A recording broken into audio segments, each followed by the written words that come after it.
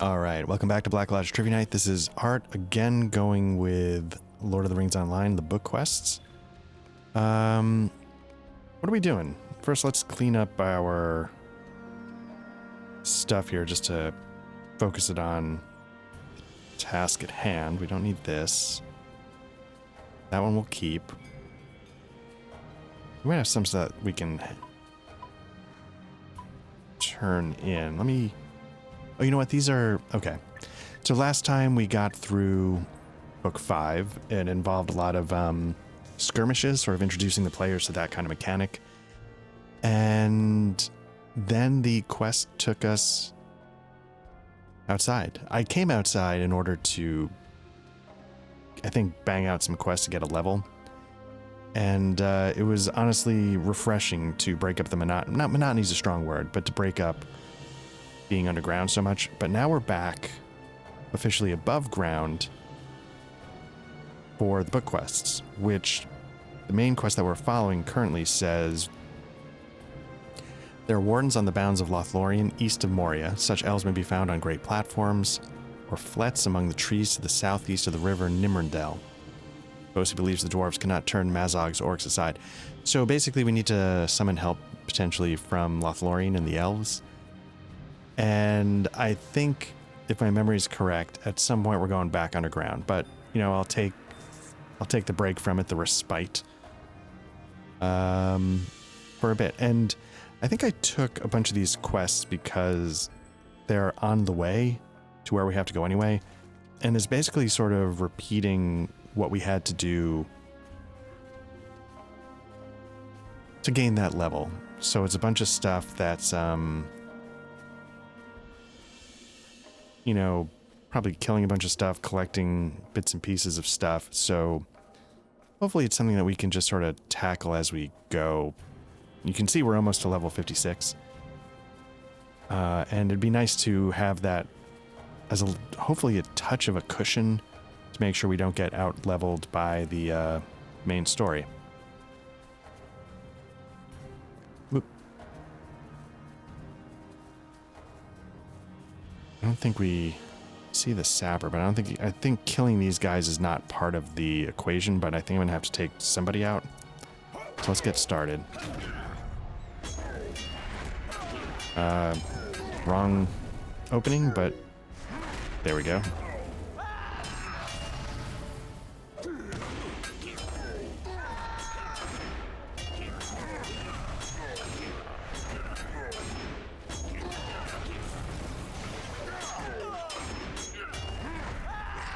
There we go.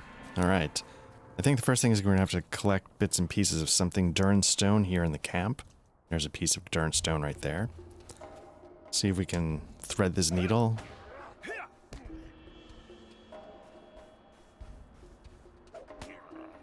Nope.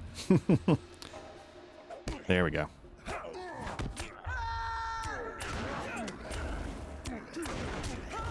Okay.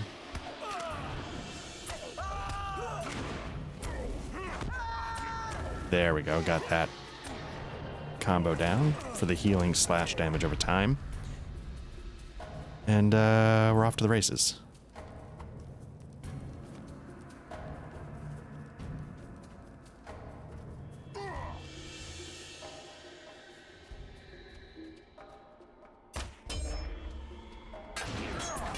Definitely failed to interrupt whatever he was doing.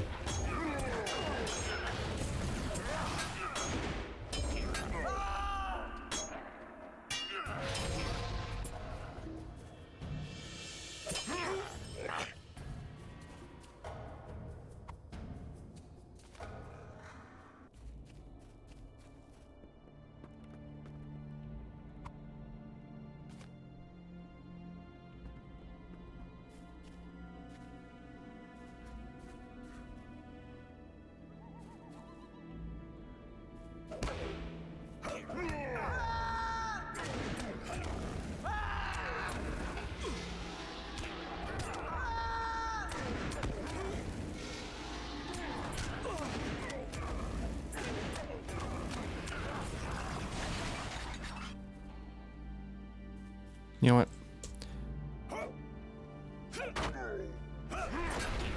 take this guy out, and hopefully the guy wandering the perimeter stays out of range. Stack some bleeds. There we go. Get the final bleed stacked. The 5.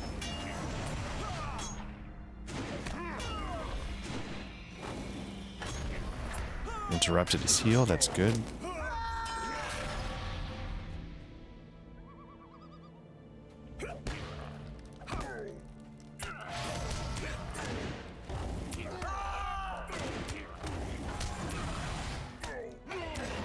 So yeah, we'll enjoy our time here above ground, talking with the elves. Eventually, we're gonna obviously make our way into Lothlorien. I think that's where the story eventually takes us, as we start going from there to Dol Guldur or something. It's good stuff. I don't know if the story is particularly gripping, but I enjoy running around the areas, which is true in Moria to some degree, except I'm a giant bitch and I get cranky because it's could be a little obtuse for me personally getting around. Okay, so we got 5 out of 6, so somewhere there's another piece that hopefully we can grab. But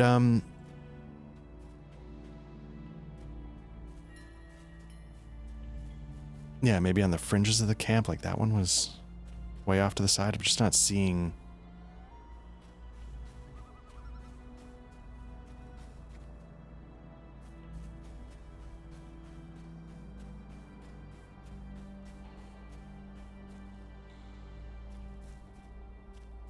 Oh, there we go. Nice.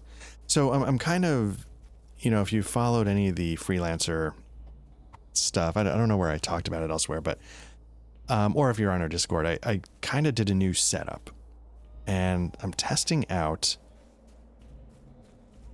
a 1440p 32-inch monitor, and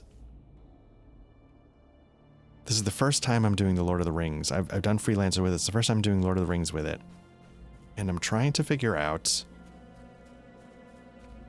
if it's too big.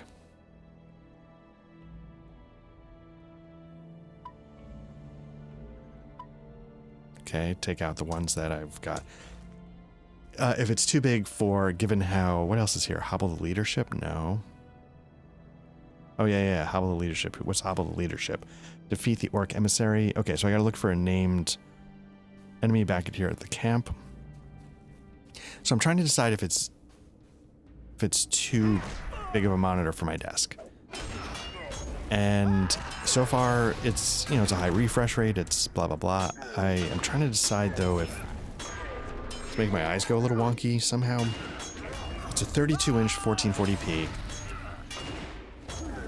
And for the most part, I like the size.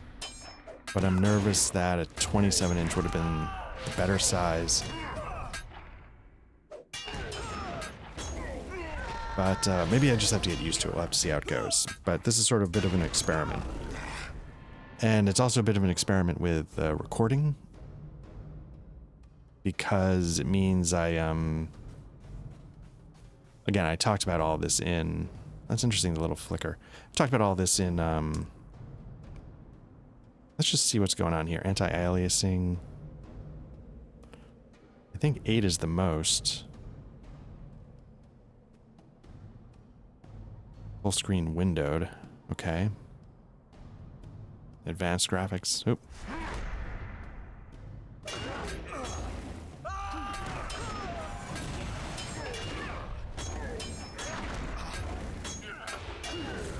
I was hoping the larger monitor size would actually take some of the strain off of my eyes.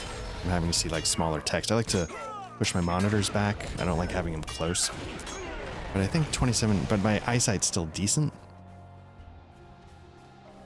So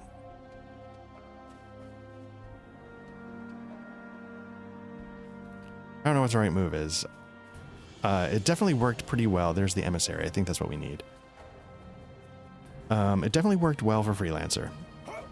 And it works well for work, which is key. It's nice having a big bit of real estate for editing. And I'm hoping once I get used to it, but basically what it is that like the monitor is big enough so that like I'm not able to, this is going to sound weird, like I'm not able to see the whole screen, so to speak. Like I'm focusing on what's in front of me, and the sides, it used to be like with it, you know, when it was in a window right in front of me, the side stuff was enough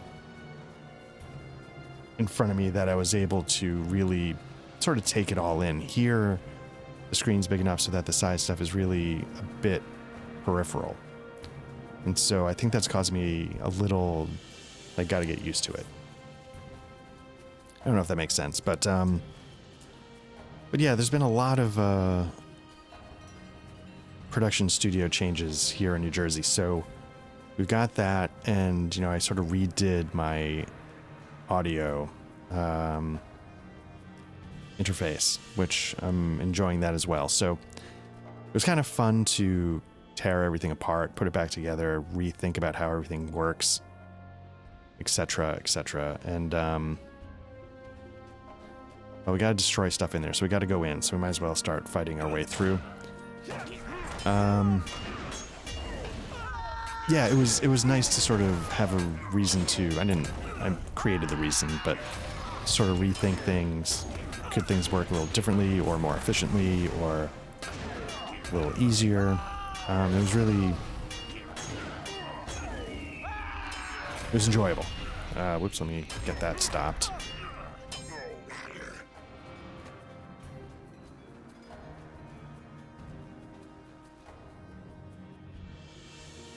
Okay, so I gotta take out siege engines and catapults. And then I'm looking for somebody in particular. Oh, I moved before it was done. Okay.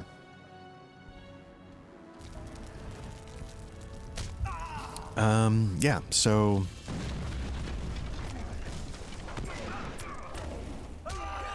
we'll see how it is going forward. If the, 32-inch monitor is, oops, I can boot that. Okay, good.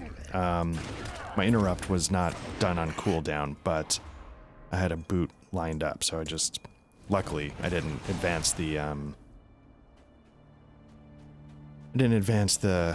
the combo past that.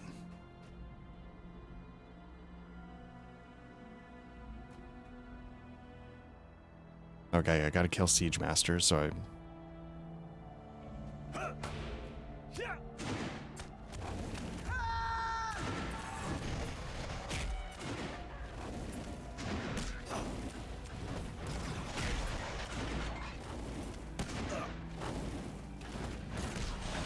And you know, it's so dumb. I mentioned this in passing and the freelancer, but the thing that part of what makes it so satisfying on some level is that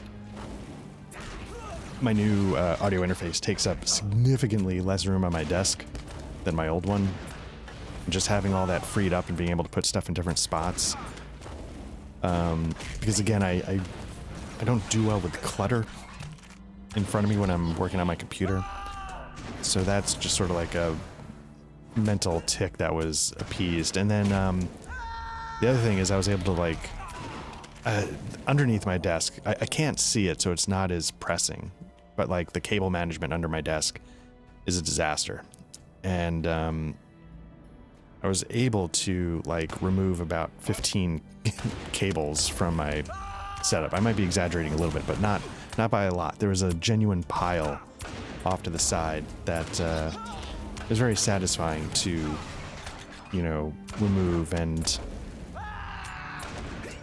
pare down. So that's been great. It's just, yeah, it was very satisfying. I'll say that. Skirmisher. Maybe I just need to back up a little bit. Okay, I need that Siege Master. It's gonna bring both. That's fine.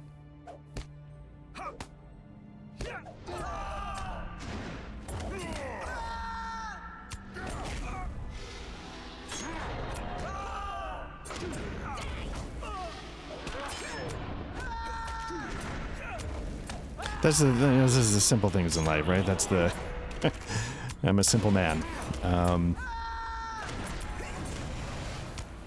I cleaned that up, and I cleaned up my Ice Station Zebra secondary recording area where I've done like some Bookhouse Boys stuff. If you've seen me like in my basement, that's another recording place which is meant to be able to do top-down recording, which came in handy for Bookhouse Boys stuff and is also meant for like if I ever want to film board gaming.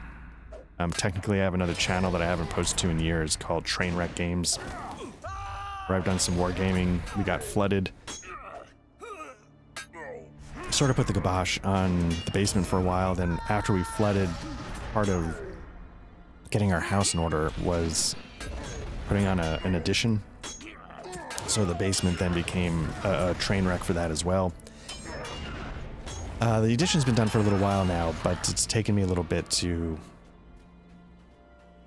get everything back up and running. It is up and running now. I shouldn't, like, I could go downstairs right now. Obviously, I did it for the Bookhouse Boys. Those were testing, you know, I was testing mic setups. And now I think I've got that in place. I had a Rode Streamer X. Did not love it. I was using a Rode Streamer X, and this might have been part of the problem. I have a Stream Deck, and I was trying to integrate Stream Deck stuff and the Rode Streamer X. Didn't go well. So I decided, is this the thing I need to kill? Yes, here we go. So I decided, you know what, let's pull the Streamer X out of the lineup. It actually didn't always work amazing. Like, I had better luck. I had better consistency, I should say, with just Elgato cam links for the cameras. And again, like, I didn't spend a ton of time trying to figure out the Streamer X, but then what I did was I pulled that out and just used, I got, you might not know, like this, in the big streamer, Stream Decks, Stream Deck Plus, whatever it's called, you can get bases for it now that either allow you to have like a USB hub, which is what I have upstairs here at my main computer, or you can have it turn into an Elgato Wave XLR, basically. It's an XLR input that can attach to the base of the... I think I'm gonna need to get... I can't get by this guy, so I think I need to take him. And so it just basically becomes a Stream Deck Plus and a Wave XLR in one. And I actually had really good luck with the Wave XLR back in the day. What I didn't necessarily love about it was... it doesn't do the audio processing on board, you know, but is that no, that's not a quest yet, but that's not a big deal for, you know, if I'm just like recording a video feed, it's not the end of the world also doing a little audio processing on the side, right? Or I could just record it raw, not do any processing, and just EQ it in post, which probably is the smarter thing.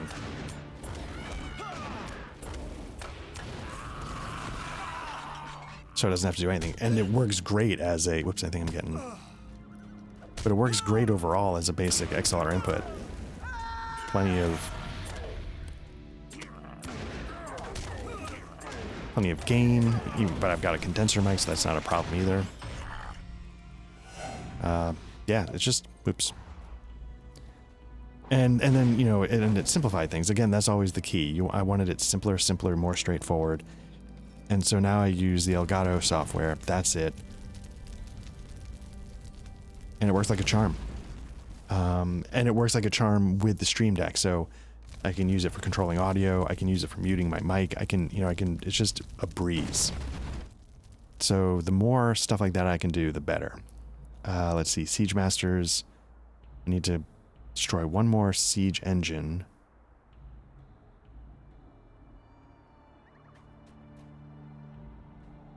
I don't know if I missed one. Usually they give you enough so that you don't have to wait for one to respawn.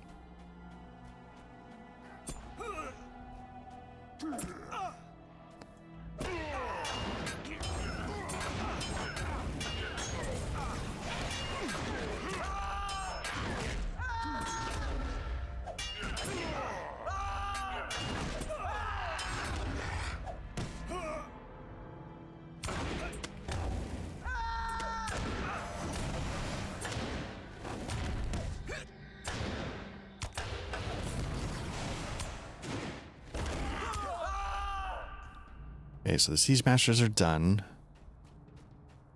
Somehow I need to destroy... Did I miss that one before? It's very possible.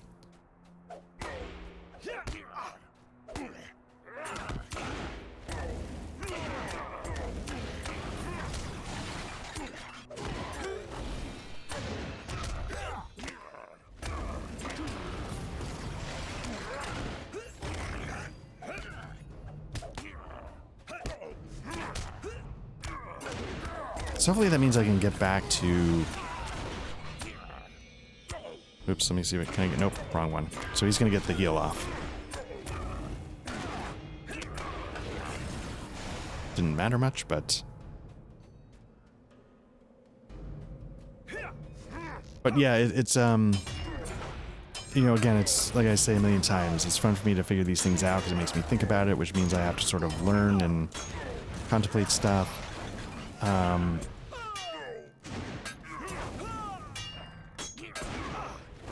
Not that this is going to sound amazing, but, you know, I've had to, like, relearn EQ stuff, which was part of the fun of changing out my audio interface, was, like, it doesn't hold my hand as much. There we go. Just dinged 56. Very nice. So then I've had to learn, you know, and I said this on Freelancer 1, like, the Rode Procaster sort of helps you out, like it sort of like dummy proofs it a little bit, but in doing so it means I don't know what it's doing, so I can EQ it, but then when I increase the quote-unquote sparkle to 43, like I don't know what that means. And so the new device, the Roland Bridgecast X, does not have those kinds of features, and so it's been fun going back and saying, okay, so what's it doing here, and what, you know, what am I missing, and what wavelengths do this, and how do I tune that? It's been fun. All right, so we've gotten that down. So let's we can uncheck that one, and that one. So we've got Hobble the Leadership and Riders in the Dale. So the Hobble the Leadership one is going to be continue. We can take that one off. I've got to kill one more guy in one more place, so we're gonna keep heading southeast. Nope.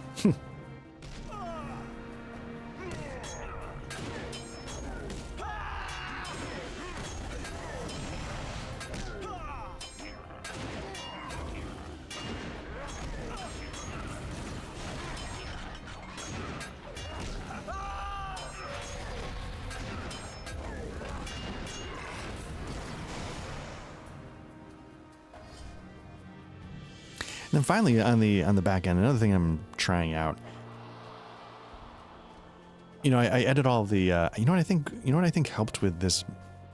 You know, again, my eyes are going a little wonky. I think just pulling the camera back has helped a little bit so far. Just running around here, I was a little closer, and I think that was throwing me off a little bit. Pulling it back for like a wider field of view has definitely helped. Where are we going? The other thing is I'm now, you know, recording this in AV1. I tried that for a little while. So like OBS has a thing where you have like a beta MP4 wrapper or whatever that lets you mark, which is immensely helpful. Immensely helpful to be able to add markers. There used to be a plugin that did it. It was pretty good. Having it built in now is actually a little bit easier for me. So I'm very grateful for that. And part of that MP4 wrapper, though, this hybrid experimental beta, whatever, is you can, I guess you could always record in AV1, but for some reason, DaVinci Resolve gave me issues sometimes. And it's been a couple of versions now since I had those issues. And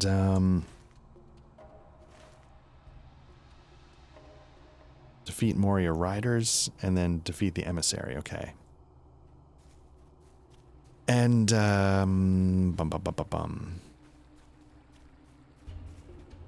so far, so good. I recorded something earlier. Some Ultima 5. I've been doing that on the channel. It's been a lot of fun to get back into that. But, that was the first one I did in AV1. And I can't tell if the colors were a little more muted, or I don't know if I missed something, or maybe I'm just crazy. So this is going to be the second thing I'm doing in AV1, and I'm still doing it in like a stupid high bitrate. But I'm hoping...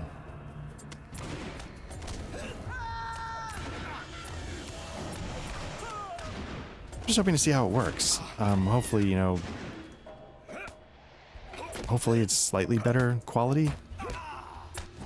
Maybe, you know, at the end of the day, it doesn't really matter. I try, you know, obviously, you want the starting source to be as good as possible, so that as it gets crunched and compressed down the road, you know, you're not starting from garbage, if that makes sense. So,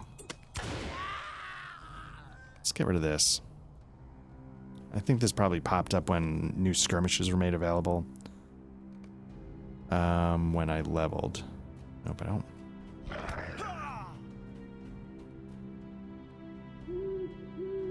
Tackle 2 at once here, or 3 at once, I guess.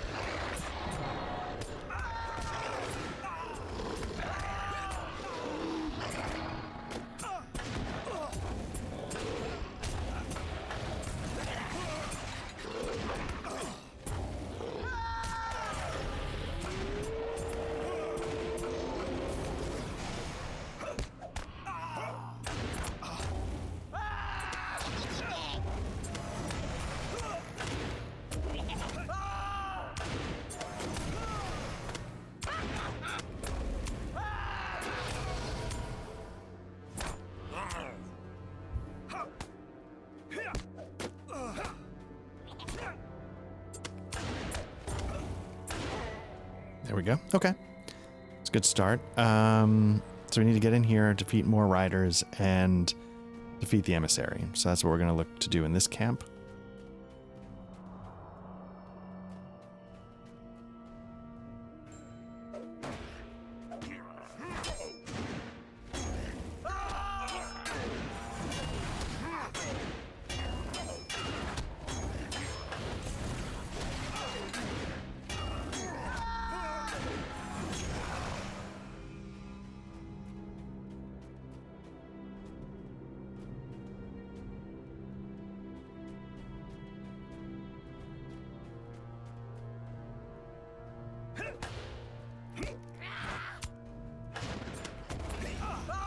And so I think part of, you know, when I was saying that stuff earlier about, like, not knowing what some of the settings were doing, I think is why sometimes I struggled with my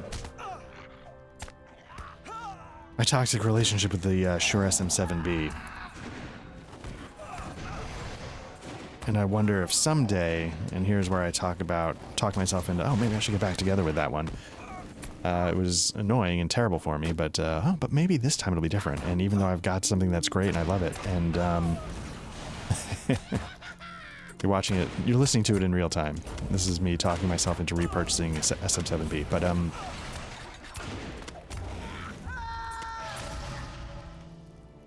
you know, because part of my research is like, okay, like what the hell was going on before, and why couldn't I figure it out? And then I started to learn, you know, little different things. You know, correct things that I used to do wrong, stuff like that, you know. Skirmisher. Ravager, there's another rider over here, that's fine. Just want to make sure I don't miss, like, the emissary if it's down here. Oh, it's right there, okay. Let's take on this guy.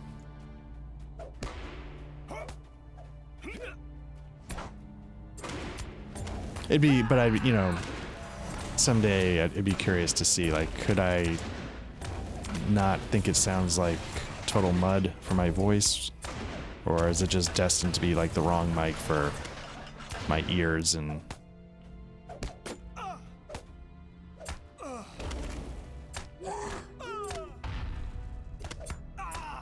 But yeah, even the mic.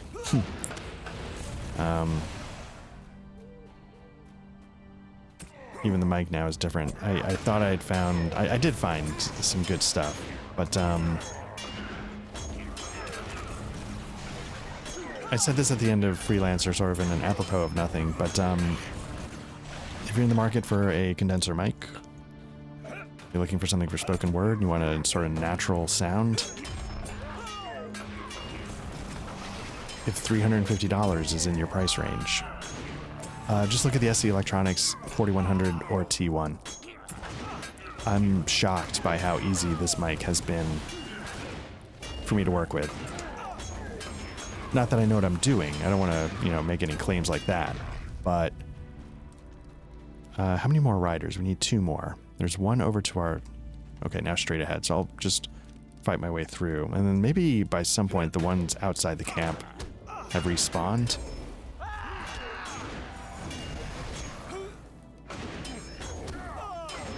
The only trick with the SE Electronics mics is plosives, but I was able to find like a cheap windscreen to put on it from Amazon. Just get something meant for like the AKG 414 or something like that, and it'll work. Or you can get like a Lewitt, something for the Lewitt 440 or 240. You can get those to fit on there, and you're fine for the most part. I mean, or maybe you're hearing me pop like crazy. I don't know. Although I will say, the more I do all this kind of nerd garbage, the more I've learned to enunciate differently when I'm talking into a microphone.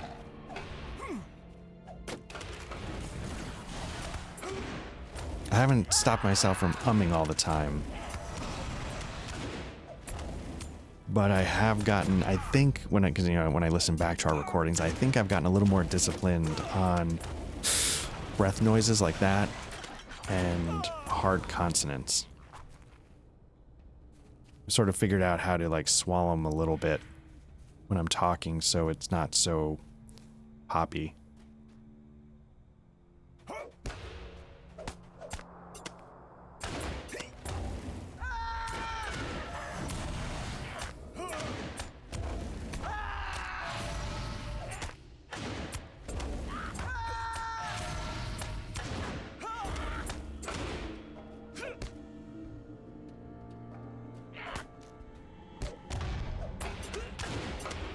Oops, I already had a gambit set. Okay.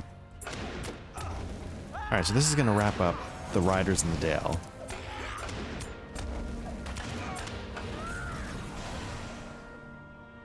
Sorry, we got a truck going by outside. Alright. So now the next stop is the edge of Lothlorien on the shore of Nimrendale. So let's get over there. Hopefully I can avoid any more encounters. Let's get back to our horse. Yeah, let's uncheck these. So I think now all I've got is the book quest. So let's go take care of that.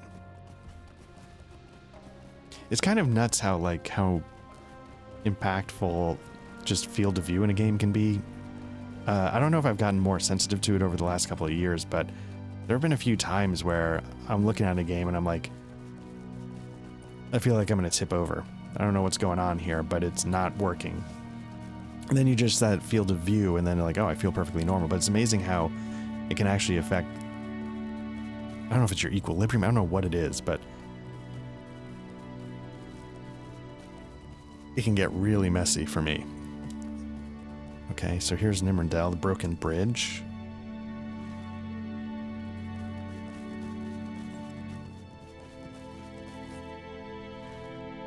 I want to make sure...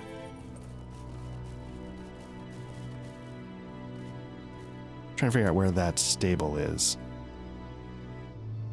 Just to make sure, if I haven't already, I want to unlock it. Oops, we're going in.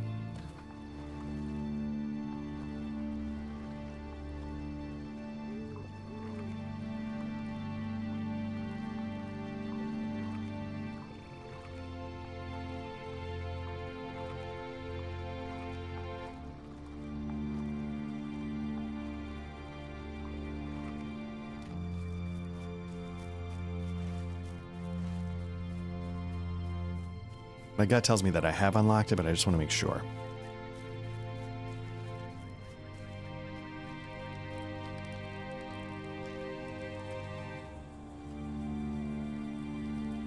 There we go. Lothlorien. Hail, friend, and well met. Okay.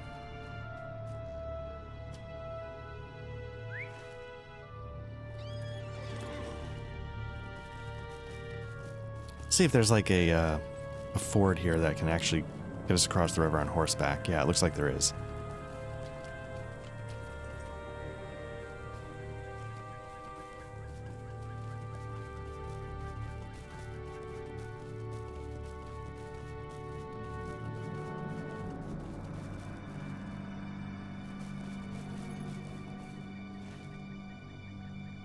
Okay, I think actually we're supposed to be on this side of the river, so let's make our way down.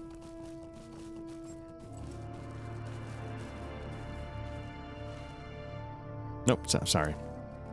Completely misreading the map.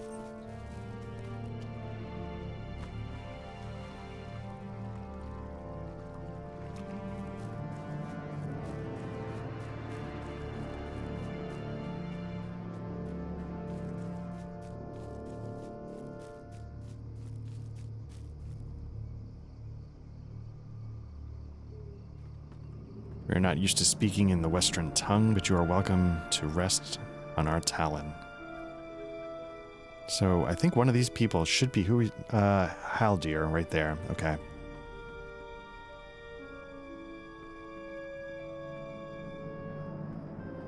Oh, here we go. Book 9. I'm going to hold off on that for now. I just don't want to get it out of order. I think I've talked about it before. I've done that in the past, and it's a little sloppy. Why should we aid the dwarves? It was folly for them to return to Moria. Yeah, it's a bad look to I told you so when people are getting attacked, but I get it. A singular request, you are bold stranger to seek an audience with the Lady Galadriel. I, Haldir of Lorien, cannot permit you to enter this land. Yeah, I feel like that's legit, that's fair. It is no small matter to enter Lothlorien. The orcs of Moria are awake. Once they were content to burrow in the deep roots of Fanweed Hall, the Grey, Silabdil the White, and Karad Haras the Cruel. Now they pour from the doors of the Black Pit to threaten these woods. You say you fought the orcs and goblins of Moria? If you are truly their foe, then show me. How many have you slain in the dark tunnels of Moria? Will I be satisfied that you are the friend you say, and not a spy in league with those forces who wish us ill? I will judge your tally, but I promise nothing. Oh, we need to complete deeds for Moria. Okay,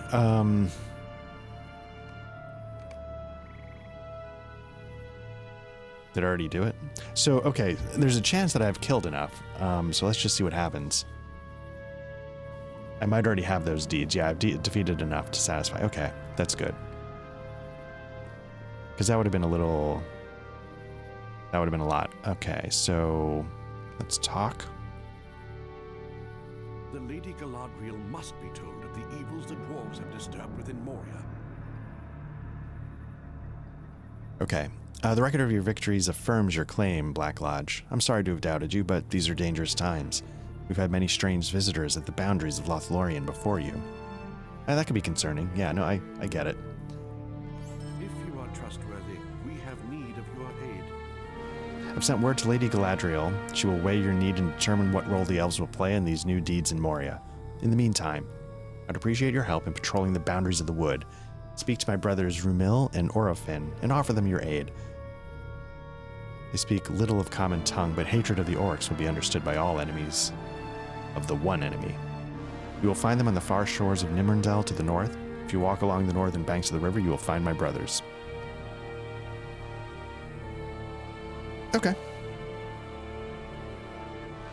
I could take some side quests here, but I've sort of gotten a bunch in the bank at the moment, so let's just head back down and check the map.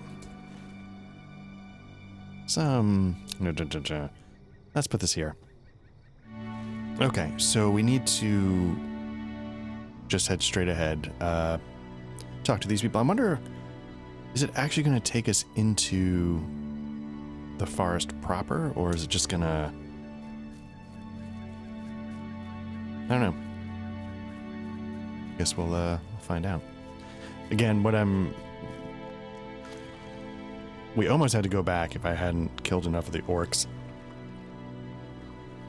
for those 2 deeds, but I wonder if that's sort of like, there's almost no way that was not going to be the case, where you wouldn't have that.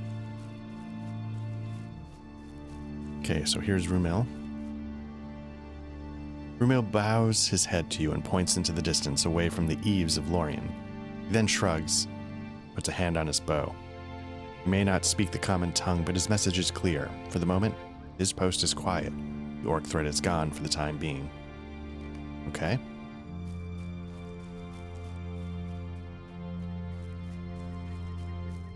I wonder if you were an elvish character, would that play out differently?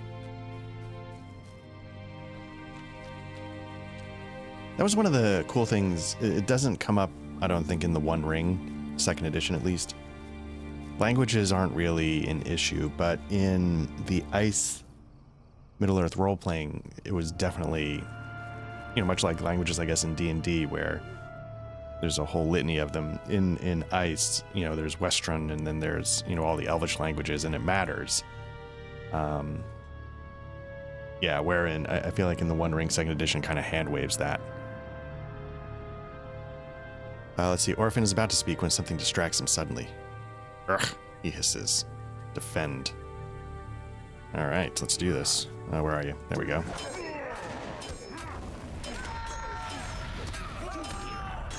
Start getting some damage on everybody.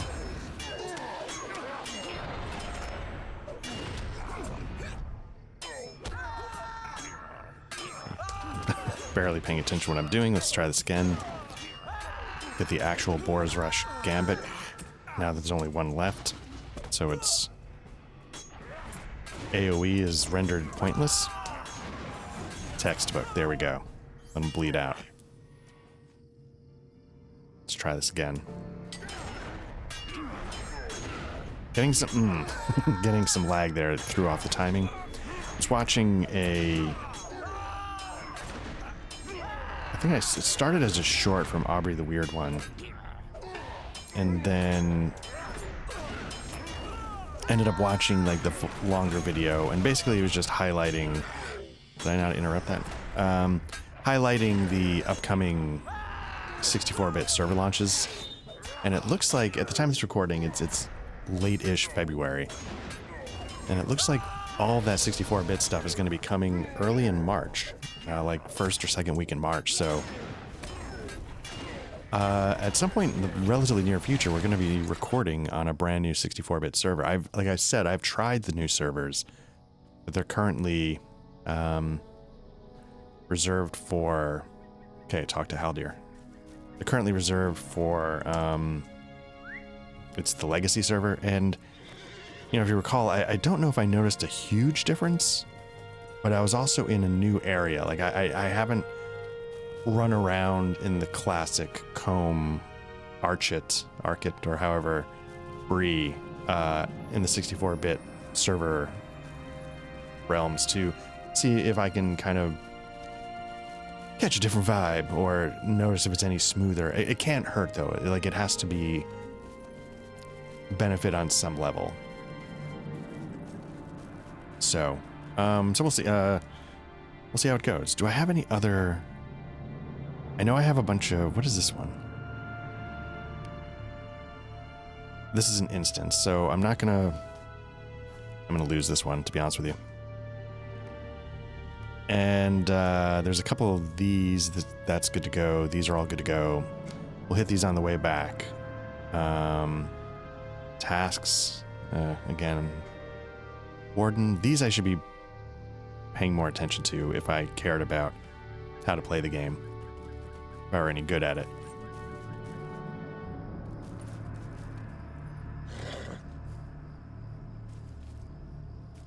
Yeah, seriously, it's crazy. Just pulling back on the camera, like, well, obviously not there. I was a little nervous. I was feeling a little woozy or whatever. Like my head was just on the cusp of starting to spin a teeny bit. I don't know if you know what that feeling when I was playing at the beginning, and just pulling back is changing that field of view has completely alleviated any issues I've been having, so that's good. Okay, let's see. If you are trustworthy, the Galadrim have need of your aid, so let's at least tick off this. I thank you for helping my brothers, Black Lodge, and for the safeguarding the eaves of Lorien. The Lady Galadriel has sent word to me concerning your petition and the fate of the dwarves. I will relay to you her message. We do not allow Get effed. No. into the Golden Wood. A short time before you arrived, an even stranger company came to Lorien. Blindfolded, they were brought to Seren Amroth, for in no way would we endanger the safety of our land. Sad tidings they brought with them in grief. Haldir pauses and then goes on. The lady, you know, I'm going to bump this up. I don't actually need to anymore now that I've got the bigger 32-inch monitor, but maybe it makes it a little easier to read on stream. I don't know, for the viewers at home, so to speak. Haldir pauses and then goes on. Lady Galadriel sent a small party of elves into Moria following the tidings this company brought with them. She says if you wish to save the dwarves, you will render your aid unto those elves, but their task in Moria is very important. They have made a small camp in Gwathrendath, a shadowed refuge among the foundations of stone. The lady says that an evil greater by far than the orc presence lies beneath the foundations of stone and must be faced if your dwarves are to be saved. So, you know, what else is here? We do not allow Oh, okay, so I do have outsiders this one. into the Welcome to Golden Wood. Lothlorien. Heard many strange things. Let's just finish this one off. And then, of course, we've got a book 9 forward. We're going to hold off. What is the goodwill of Galadrim? Need of your help. Small fellowship, let's decline. And yeah, so we're heading back into Moria now. So it was a short-lived respite from the tunnels and passages underground, but it was welcome, I will say. And on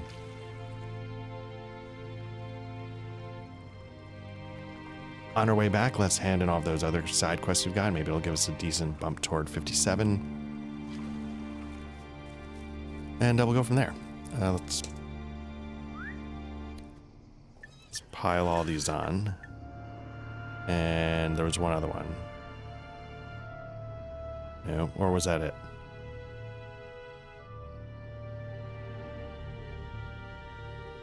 Okay. Whatever, those 5 extra are good enough, right? Let me just make sure that we're all... Yeah, it's all around there. Good. Okay.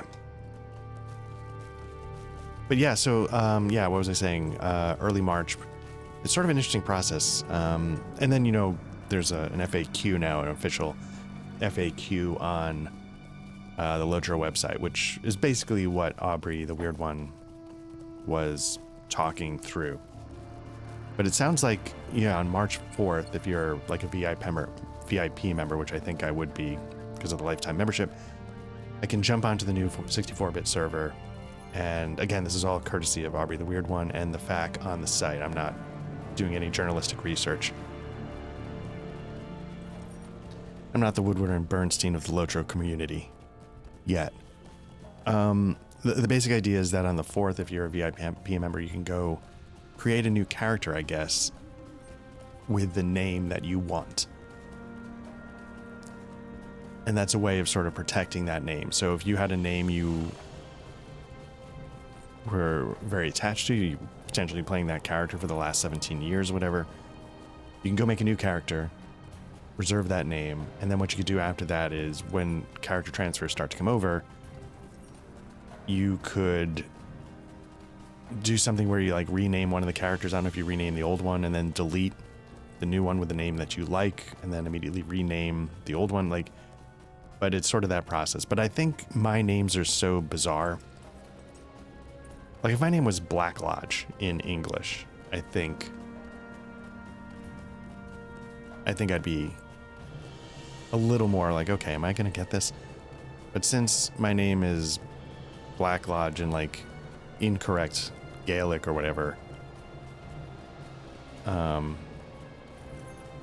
pro tip, if you want to use like another language to come up with a name, one thing you could do is also probably slightly misspell it or get it wrong.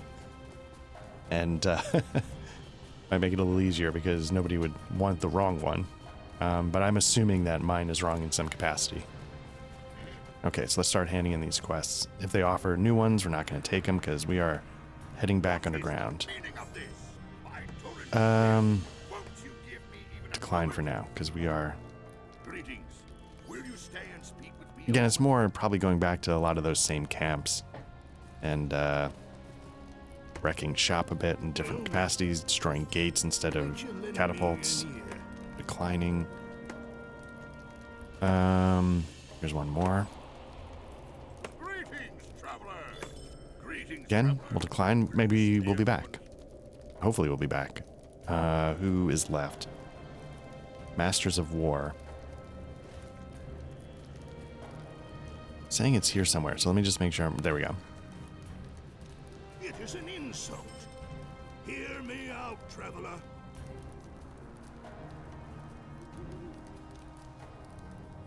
So we could do this, get this mace, a slight bump in DPS. Again, I don't know if there's any point to the legendary weapons. I probably should be focusing on them. I just don't understand it. And I'm too old to learn.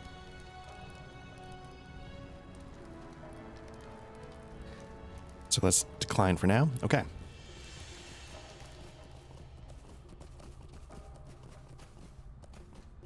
So we're going back. Yeah, you know, when we initially left Moria, I was like, oh my god, I can't believe we did. And then I think, I don't know if it was in that moment or just like right after I stopped recording, I'm like, I think you go back in. We're not done. I think the entirety of this book is attached to Moria. So let's just check to see where we want to go. Trying to get here to the Shadowed Refuge. I don't know if I've been there, but let's see where we can get to with this stable master. Okay, so we haven't gotten there yet, so what I'm going to do is I'm going to buy slow passage just to make it a little easier to navigate, but, you know, take the time tax, so to speak, that I should be taking.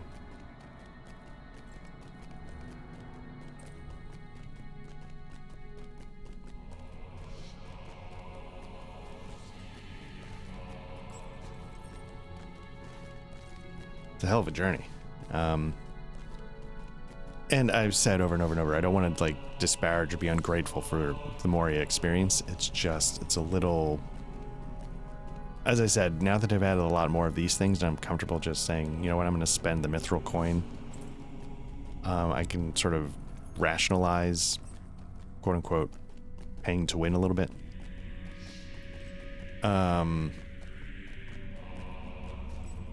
It has been a little bit easier. There have been a few times, as you've seen, that I just couldn't quite figure out where to go, but overall,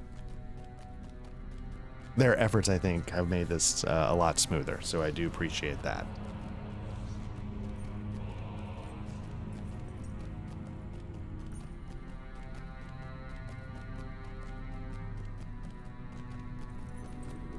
So yeah, so let me think. You know, I try and put these out on a relatively fixed schedule. Things can be kind of nuts, and it's been a little tricky, but I think we've been mostly consistent in terms of this stuff.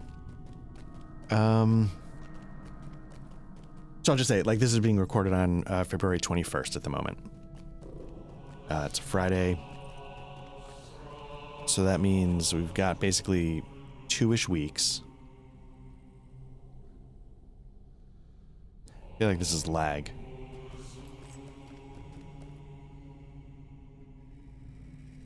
Got about 2 weeks until, I think, March 4th, 5th, 6th. So, 21st, this is going to go up the following Wednesday. So it's possible this might be the last session I record on the old 32-bit servers. There might be one more, but we're getting close. That's kind of, actually, I gotta say, I'm kind of excited. You know, again, as somebody early on in these things talked about how, like, this game needs to be updated. It needs a cleaner install. You know, I went on my little mini rant when I had to reinstall Windows. It needs a cleaner install process so it's not laborious. It's consistent. And then 64-bit servers, that's most of the way there. I've said a million times, like, I'm cool with the graphics. I'm cool with a lot of the presentation. I think it looks great still. I think this is awe-inspiring. maybe some poorly timed pop in there, but you know what I'm saying.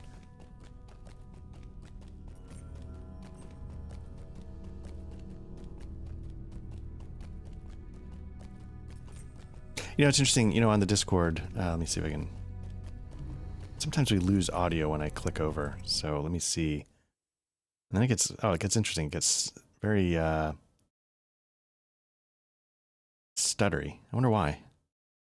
Anyway, yeah, so like, to the members in the Discord, Strange Loop and NSF, you know, are bringing some of the stuff up out. NSF specifically says, like, Lotrar has one fatal flaw for me. That's the combat. And most MMOs have this issue. It's an easy click fest. It's not very challenging. And that's absolutely true. I mean, you've watched me. Like, I'm an idiot. And I can just almost barely pay attention most of the time, and I'm fine. And then, you know, Strangely said, you know, the only MMO combat that they ever dug was Age of Conan. And, I don't know if I've said this here. Age of Conan is amazing. I don't know what the current state is, and the only reason why it never became my number one, I think I've said this, is because they didn't have a lifetime membership. I didn't want to pay a monthly subscription. I'd rather just give them a big... You know what? Let me just say this as dirty as possible. I much rather would have just liked dropping a big load up top than letting it trickle out over time. There you go. You can clip that out of context. It'll be a short that's like, that's the filthiest thing I've ever heard. But, one of the, and if I haven't said this before, one of the reasons why I like the Warden, aside from the fact of its versatility and survivability, is even though it's not a one-for-one exact duplicate of like Age of Conan,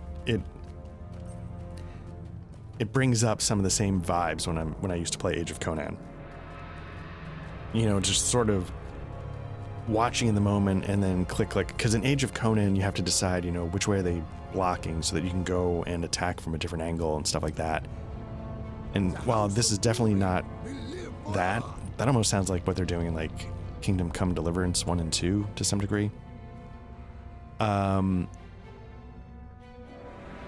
it is sort of the idea where like you're constantly, you know, clicking and reacting to what you're seeing. So usually like when I start a gambit, I've committed to a gambit, but I could do like a shield fist and just stop if something's happening in the moment that I realize, okay, I just need a little bit of healing.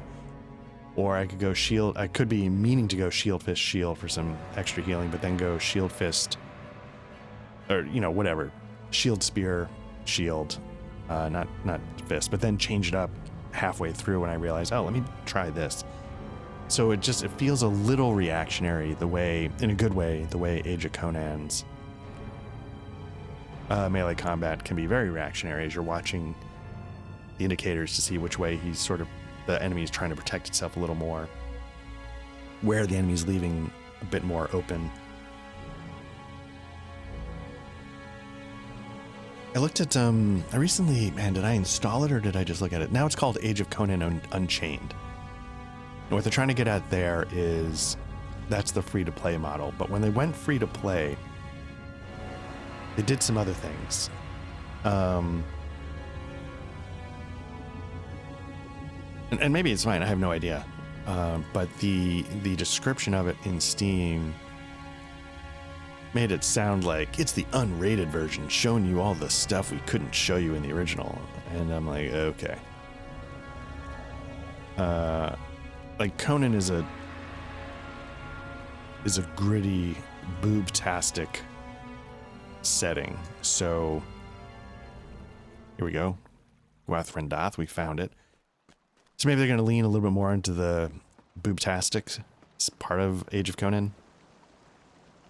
Let's take an E. At the command of Lady Galadriel, we stand against the evil in the depths. I would welcome you to the shadowed refuge, Black Lodge, but it is not a cheerful welcome. None should wish to come to this place. We are here at the behest of Lady Galadriel. Some terror has made its home in these caverns, and it is loathsome and evil. Marzog has sent Chapter orcs 5, The into Black the Pit. abyss to seek allies for his master. This is a grim and unwholesome place. The air is heavy and stagnant and reeks of the unseen terrors that slither about into the darkness. But for the Lady Galadriel, we brave the Black Pit, and we will do as we are bid until we can be of no more use. She has sent you to us for a reason, Warden. The lady sees many things in her mirror. Perhaps she has seen what fate awaits us in the abyss. Help the elves of my company, and we will see that all may come to pass in this place.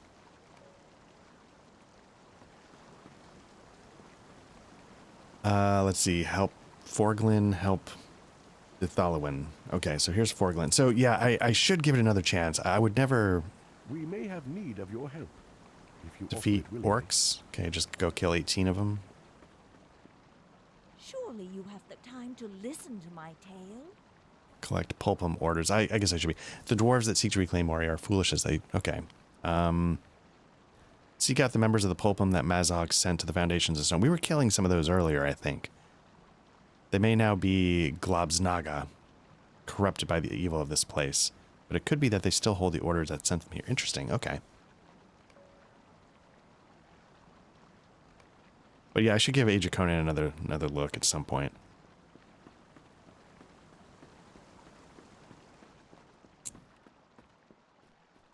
Again, you sort of, you know, because we're not immortal, we have to, there are opportunity costs, we have to make choices. I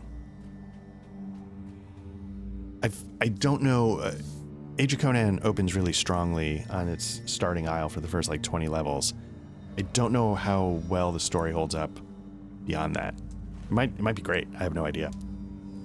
But I know for a fact that this story, for me at least, is worth exploring. What do we got?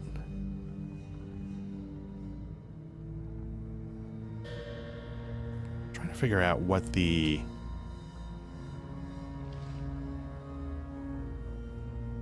Okay, well, let's do it.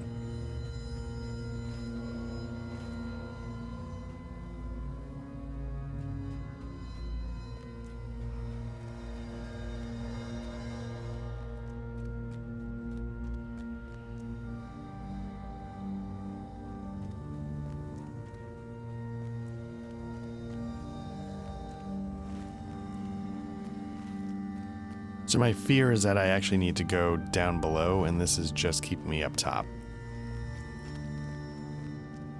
One of those things where I actually need to hook around.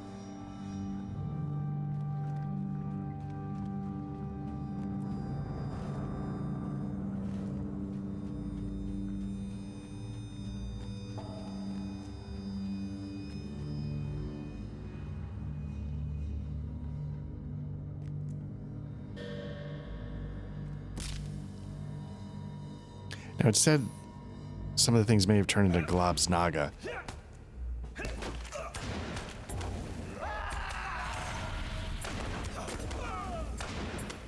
It's a lot of hit points. Is this thing like a signature? No.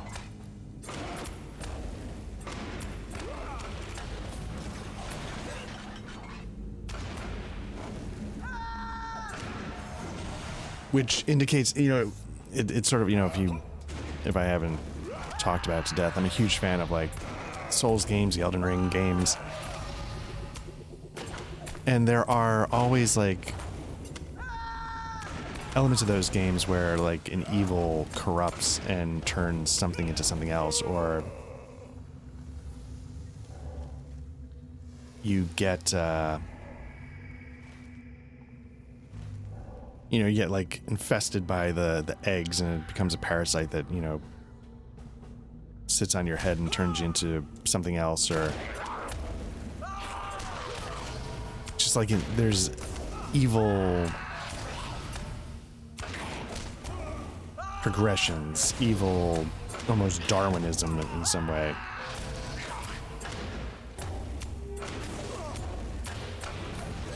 So I like that touch here. 'Cause these things look like... These things look like I should have been looking at my health bar. Let's revive for free.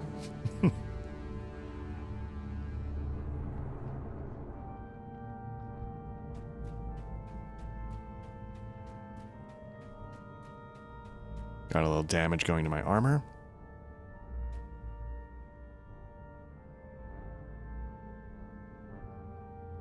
Glob's Naga Troll, but that's not what we need. It doesn't seem to be bringing up the quest that we're currently working on.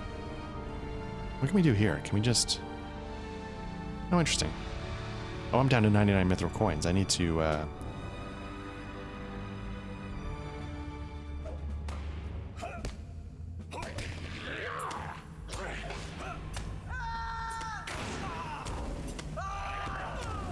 Now let's do damage over time while healing.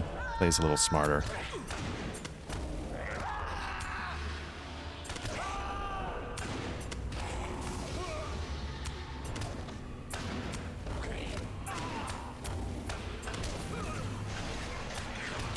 Do a little bleed.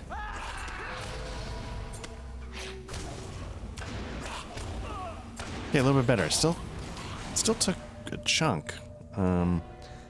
So let's focus on 1700s. Okay.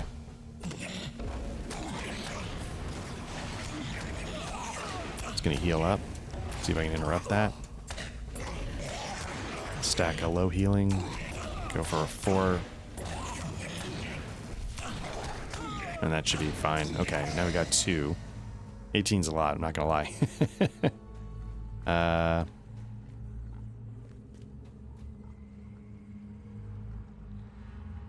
think I need to take it just to get by.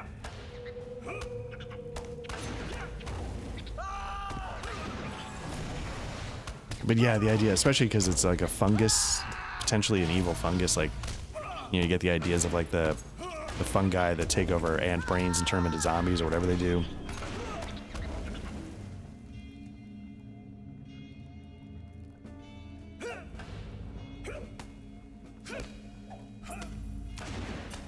Nope, that's off. Okay, let's try this again.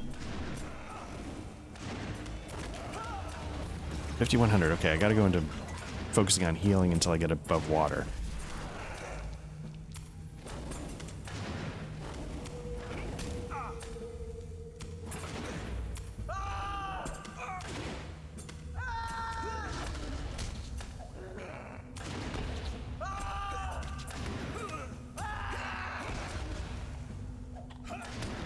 Get a bleed going. That actually might finish that thing off.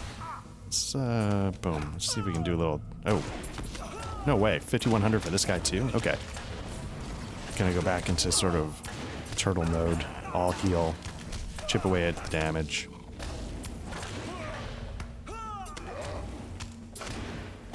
Now, I thought I had enough bleeding going on to... Yeah, there we go. I've got some heal stacks, so let me now get some bleeds going. While hopefully my heals keep up with any incoming damage. Now that I've got 3 out, that should be more than enough. I don't know if this is going to count as anything I need to... No. Okay.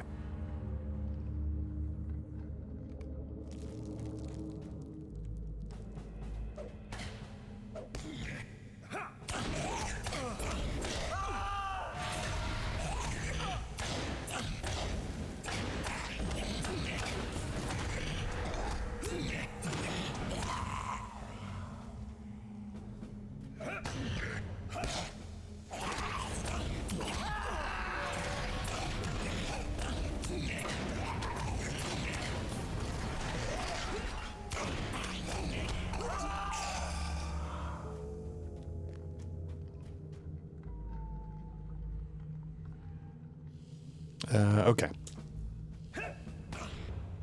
Just want to make sure it wasn't just the collectors. But yeah, let's, you can sort of see they have like the orcish underpinnings, but then you can see the corruption and the fungal overtaking.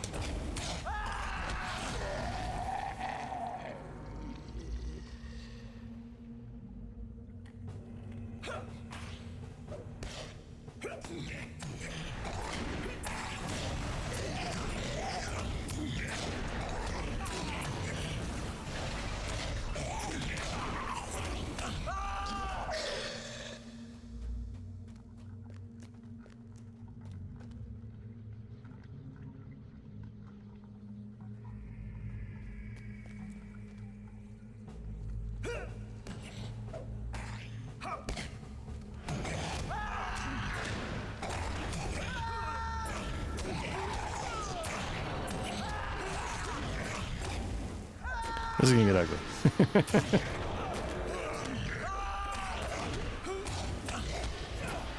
Gonna keep going with the damage over time combined with healing. Because again, the more you have coming at you, actually, the more the more powerful it gets in a way. The more incoming healing you get. The damage going to each one is probably consistent per person, but gonna stack some bleeds. And then I might, because I think I still have a little healing going on. And then I'm going to go into...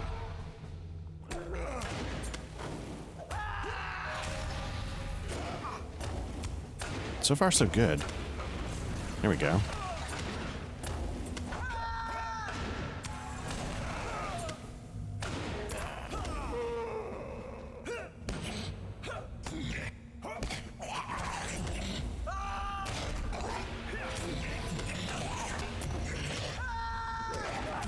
Now, I don't know if most classes have like an auto quick shot interrupt like that. But again, it's one of those things, you know, as I'm doing all these, building the gambits, and then I see that start to fire off, then again, like I was trying to talk about it, like Age of Conan, like how it's very reactive in a good way. Make sure it feels like you're in a melee trying to say, okay, he's doing this, what am I doing, you know? Having that, like, for me, it's shield slam, which is like the quick hit to interrupt. Feels like part of that tussle that Age of Conan's so good at.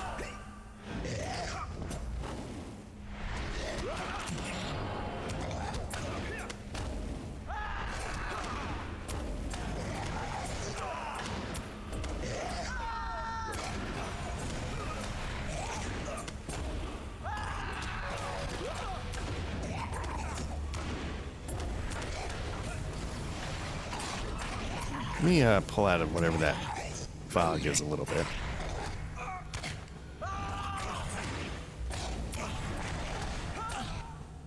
That bleed should be enough to...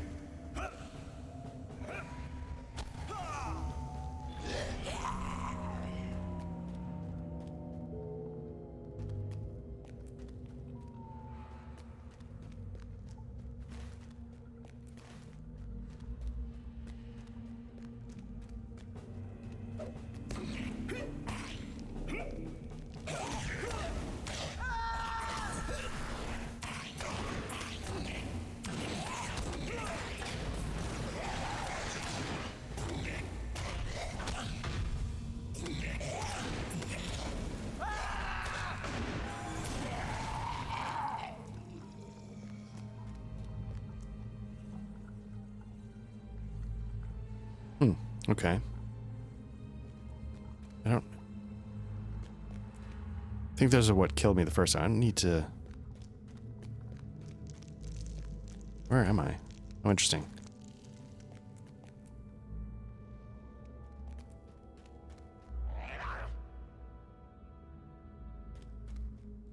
Oh, interesting. I wonder if this is, again, some of the efforts to smooth things out. You know, just putting a dwarf there is like, yo, you need a ride? Let me help you out with that.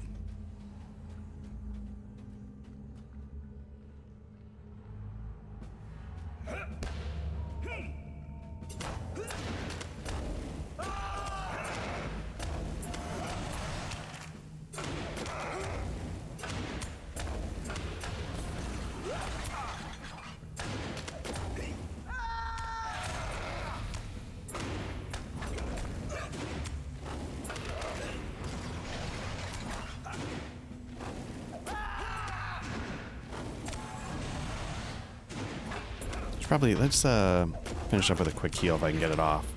I don't know if I did or not. Doesn't matter. Yeah, 15 out of 18, we're getting there.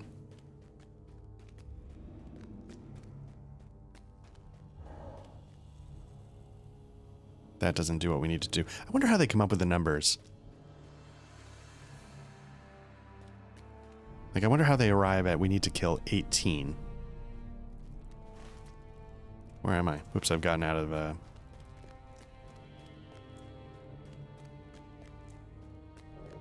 Because it can't be arbitrary. There must be a reason why, you would think. It's probably not because of gameplay, pure and simple. So there must be some, like, okay, we're trying to... Like, there must be math formulas for time sync, I guess is what I'm trying to get at. I'm curious what those formulas are. Like, we want players to spend X amount of minutes.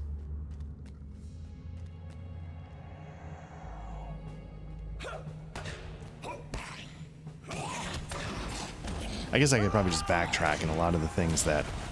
Oh, okay.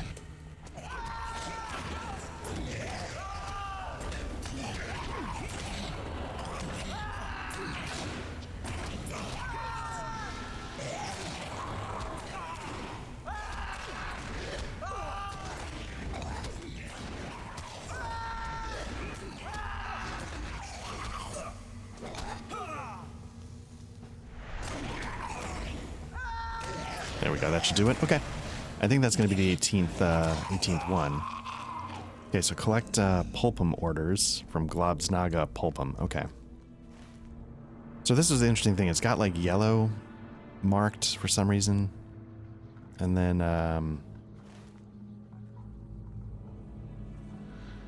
but then it's also got them very specifically marked as well. So I'm not sure... regardless, who cares? Let's, I can sit here like, let me do a verbal Atlantic 3,000 word think piece about something that doesn't matter at all. Let's just head east, get into that big yellow blob, kill everything.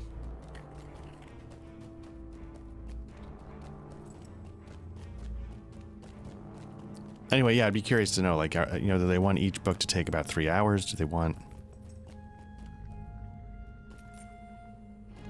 Let's do it. Okay, wait, is this the right? Yeah, I think so. Okay. Oh, well, I'll just see where it goes. I feel like it's getting us where we need to go.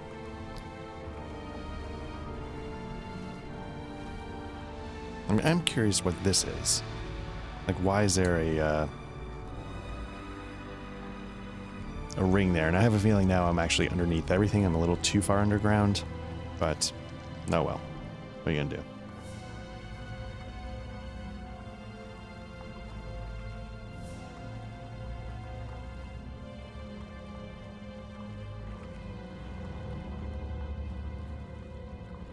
I do gotta figure out, you know, again, as always, different audio, blah, blah, blah. I gotta figure out, I think it picked up me swallowing my drink of iced tea there. Other mics did not, so I just gotta figure out what's the... Oh, there we go. What am I looking to do here? Like, is it setting my noise gate a little bit higher so it's, cutting things off? I think that shouldn't affect my voice. I get paranoid about that. As I should, because that means I've totally screwed up my recording.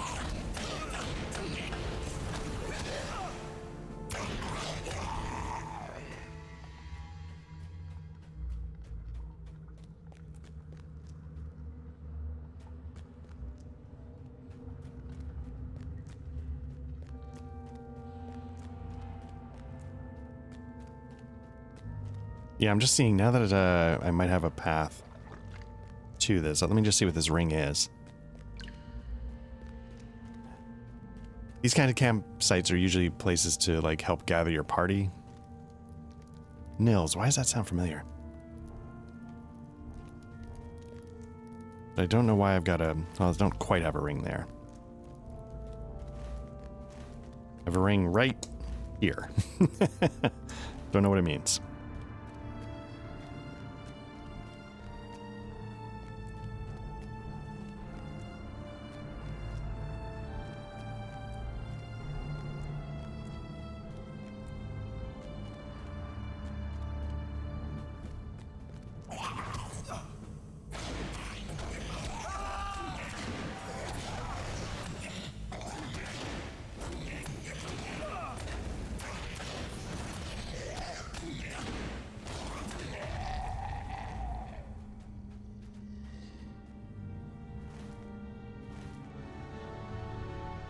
Again, just, you know, like I was saying, like I don't need prettier graphics.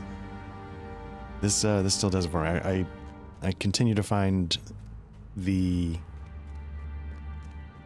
creation, the existence of this area genuinely awe-inspiring. It's not always 100% fun to play, but so yeah, it looks like this fungus is taking over everything. It's got the spiders, it's got the orcs and goblins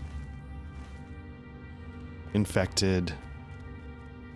The lights are looks like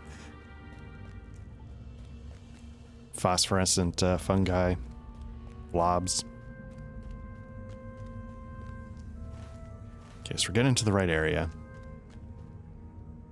Don't need the troll. I need the pulpum next to him, though.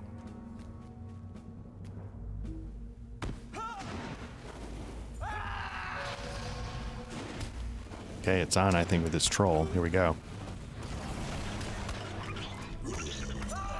It's like, let me introduce myself. Get the fuck out.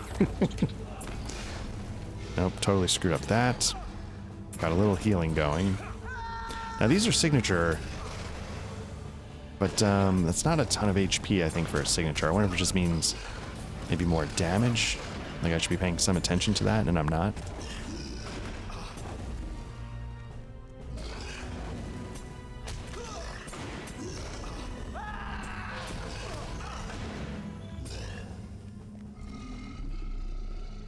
Pulpums, okay, their signature as well. That's good to know.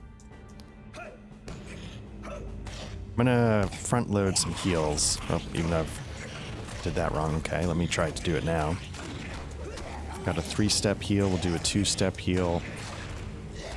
Seems like I'm outrunning the incoming damage, so I'll go now to a bleed. That should finish him off with just chip damage I do for my moment-to-moment attacks. The spider's about to get in on this.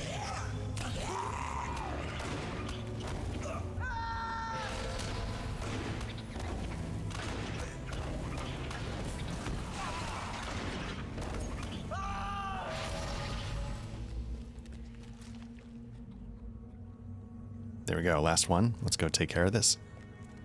And then I'm not gonna lie, I might use a mithril coin to make my way back. What I might do, though, I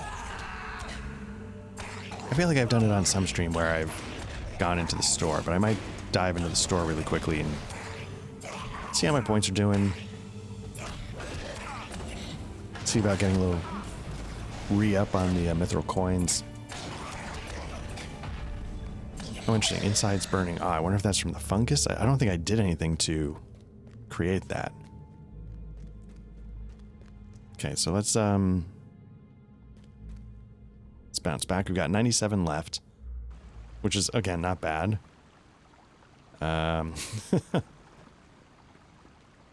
We may have need of your help. Okay, we still don't know what causes the corruption that has taken hold of Mazog's orcs and made them the fierce and mindless Globs Naga. But it is enough for the moment to know that their numbers are fewer. Thank you. Oh, okay. Okay, so let's find somebody to shop.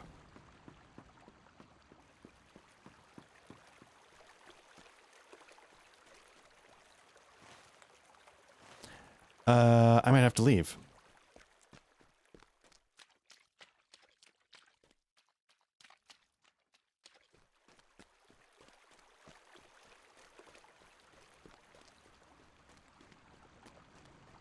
Unless somebody here is going to act as a vendor as I trip over which way to go, I can't turn these quests in because I need to be able to collect an item into my inventory. So let's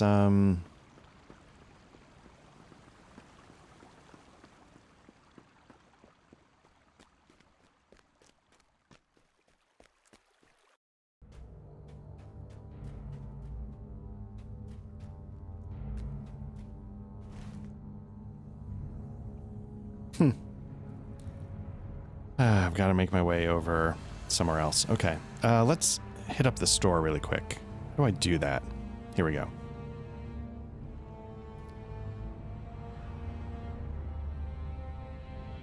And let's see. Mithril? Nope. Mithril coins, there we go. 25 is 250. I've got 20,000.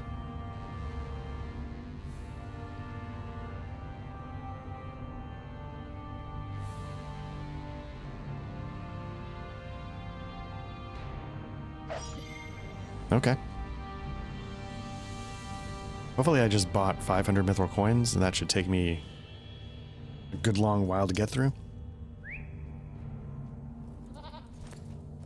Again, I often feel bad. I don't spend any money on this game anymore, really. I get Lotro points for playing the game and for, you know, my lifetime subscription, which I kind of feel guilty about.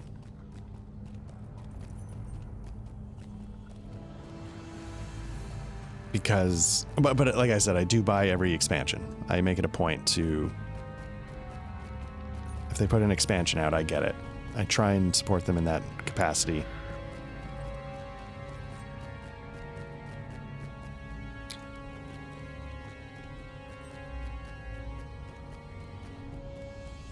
Yeah, let me just see if I... No, I don't want to do it yet. Let me finish trying to make my way over to this camp right here.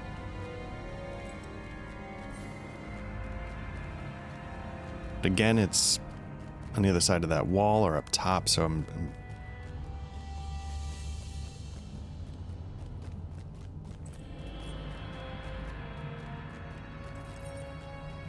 my complaints about Moria in a nutshell, trying to get from A to B. I'm about to... Yeah.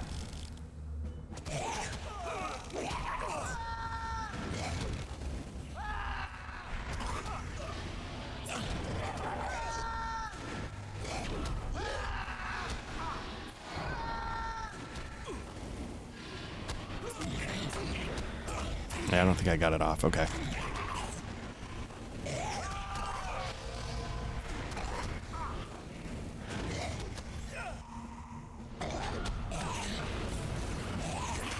What I was trying to do is I was trying to switch over to this guy that was prepping something, seeing if I could get him a boot. It's too slow. Now the Overseer is... This is going to get ugly. Again, it's right there and I can't get to it.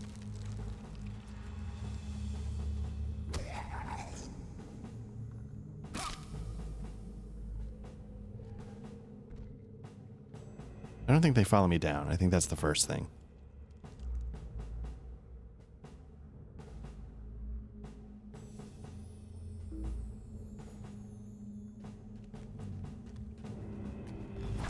This might be just getting, like, intensely stupid. Let me,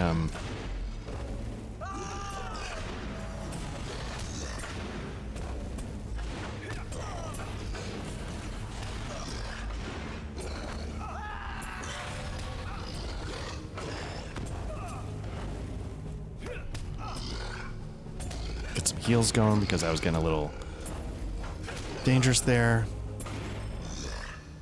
So what I think I would need to do is, can I go to the 21st Hall? I can. I'm going to cheese this a little bit. I'm going to fast travel to the 21st Hall, and I'm going to mithril coin it back to hand in the quest.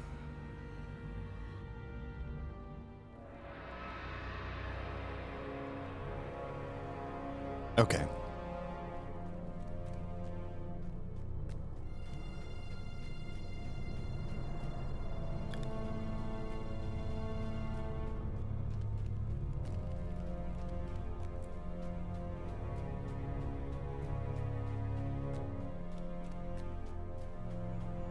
So I'm just looking for vendors. I don't know if trainers are the same, though. I think I need... Can I get rid of that? Yeah. Spy. There we go. It is hoped that Barleen's company discovered Mithril. Okay, we're gonna hold that, hold that. Gorgeous furs.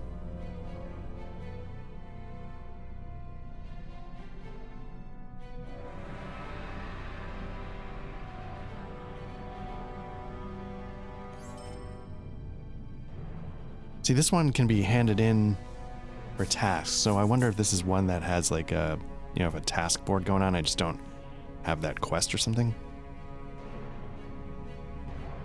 Sell that. Sell that. Prancing pony sign.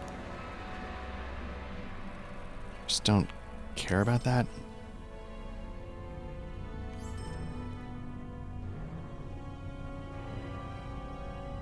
Okay, some coin. 200 silver, why not? Okay. Couple of gold there. Again, I should be handing all this stuff in. I should be paying more attention. I should be building up factions.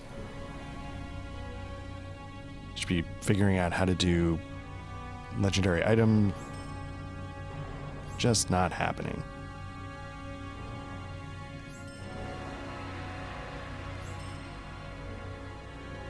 Cracked tablets.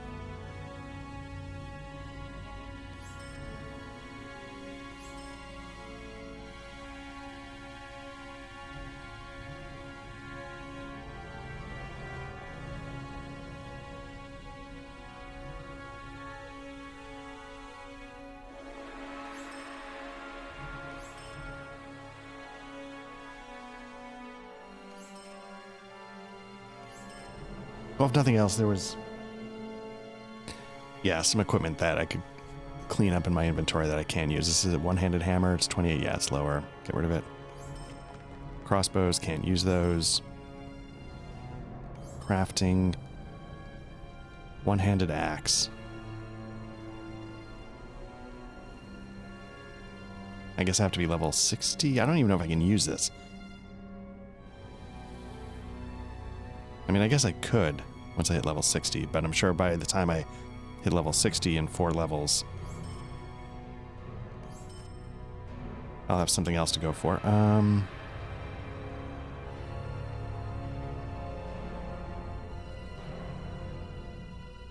lot of stuff for tasks.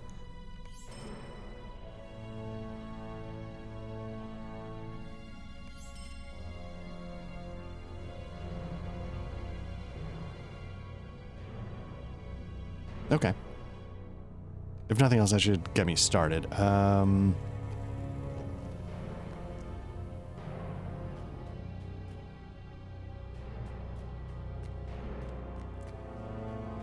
probably should be doing things where I, like, reforge my weapon at some point, but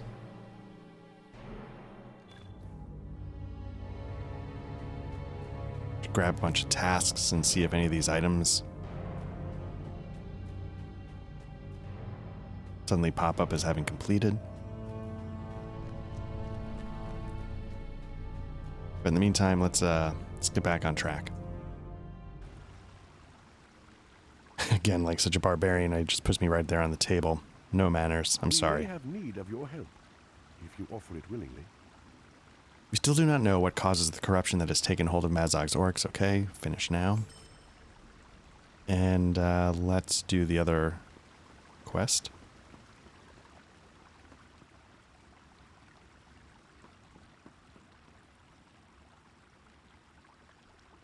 Do not underestimate my wrath. It's difficult to learn much from these orders, but I can discern Mazog is seeking to enslave some of the nameless horrors beneath Moria.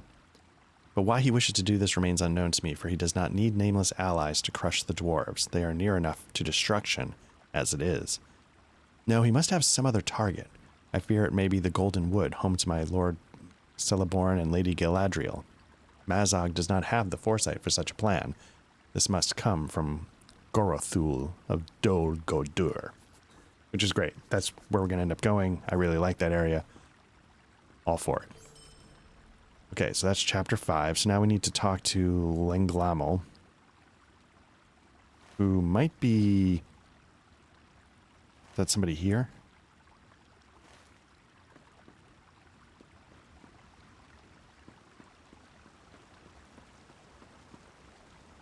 The orcs do not know what awaits them in the abyss.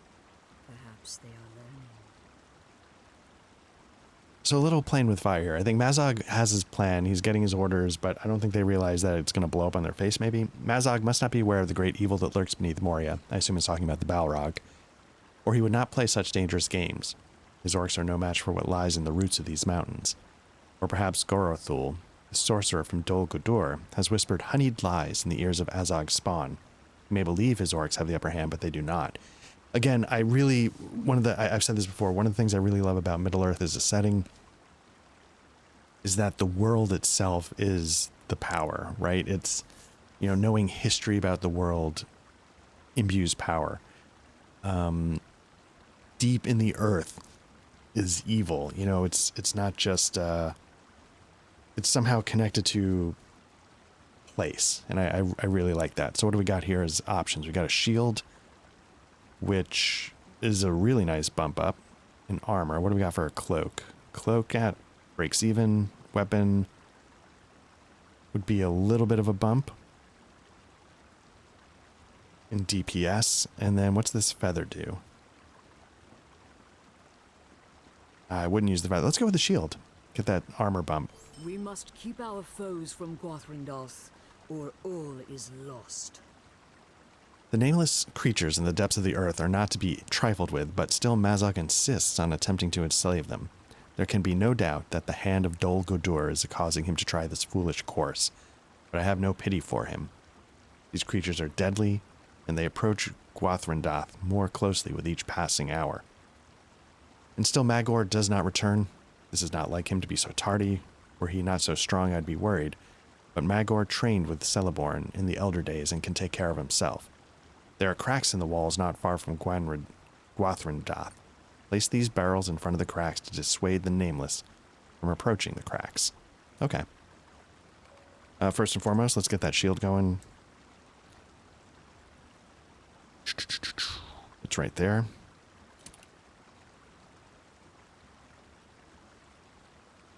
Click the sort. What do we got going on? We got a little space here. What are these? Again, this kind of stuff I could probably just ditch, because I'm barely paying attention. What are these? Runes? Runes? Not ruins. Runes. Okay, whatever. Where are we headed to? Placing the barrel. Okay.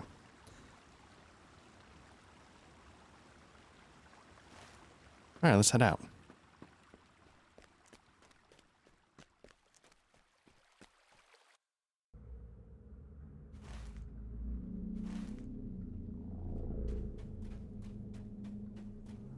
Three. That's not bad. Okay.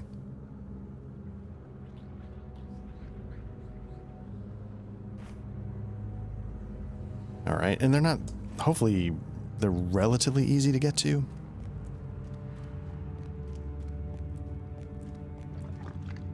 Especially if I'm willing to just dive off a cliff and get that sweet, sweet leg break.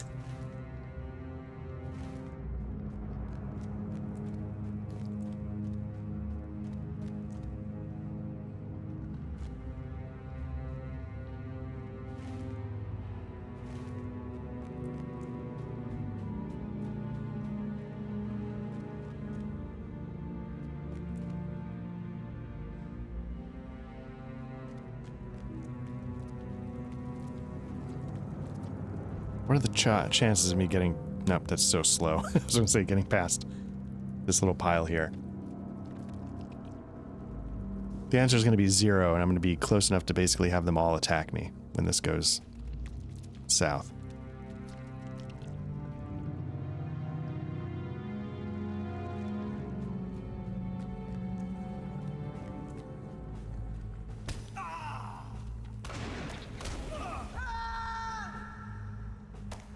Some lag. There we go. Whoa. Pretty intense lag, I gotta say.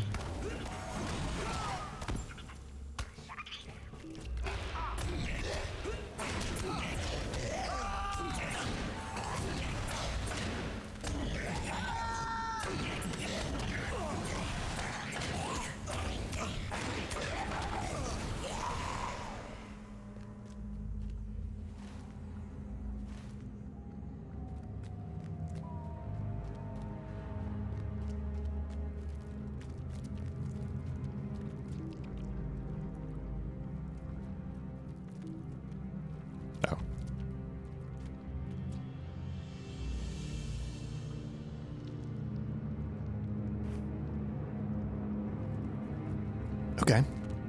2 down. Last one off this direction. I think this is going to happen.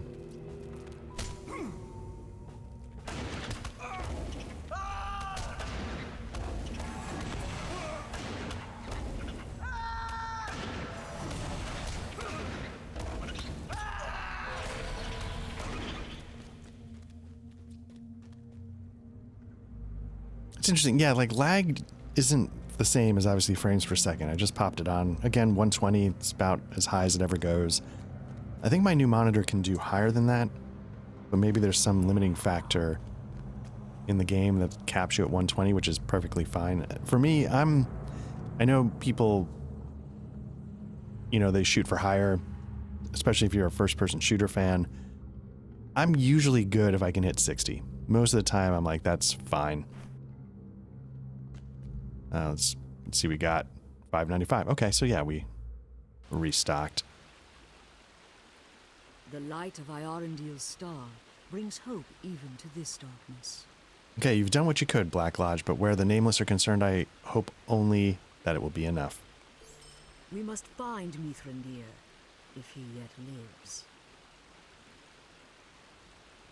When first we arrived here at the Foundations of Stone, we did so at the request of Lady Galadriel, and had one primary objective, to learn what fate befell Mithrandir, the Grey Pilgrim, in these very depths.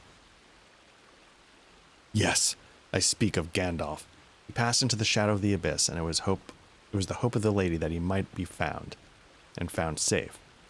The elf Magor sought him for many days, but found no sign. Magor still has not returned, Black Lodge, and I'm beginning to worry. There are 2 places I would have you search for sign of either Mithrandir or Magor. The top of the bottom portion of the Endless Stair and the Black Lake. When you've searched both places, I hope you'll have some sign of either the wizard or Magor. I like this, you know, again, tying it.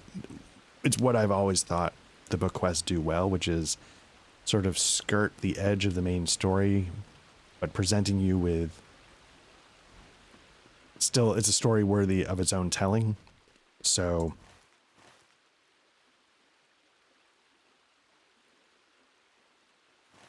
yeah, and I feel like things like this, like, yeah, of course, like, if Gandalf goes down, people like the elves are going to worry about it. It's important enough to know, like, just what happened if we can figure it out. And,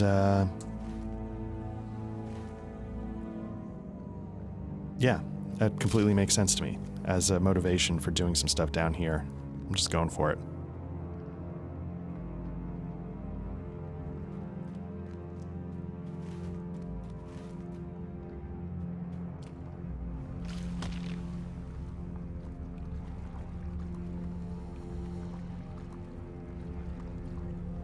You know, swimming in this stuff feels like the beginning of a John Grisham novel where the lawyers take it to a big company that gives everybody diseases from pollution.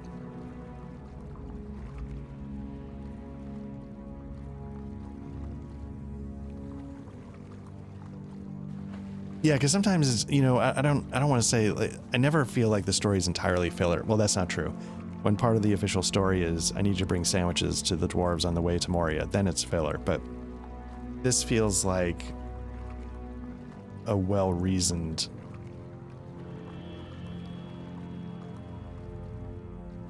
hook to hang some gameplay on. I think I'm gonna have to take this guy out.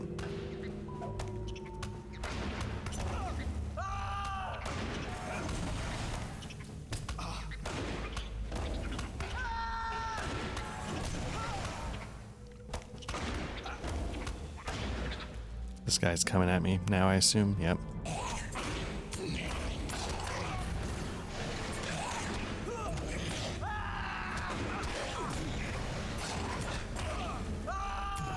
Okay, 2 bleeds stacked. That should be enough to basically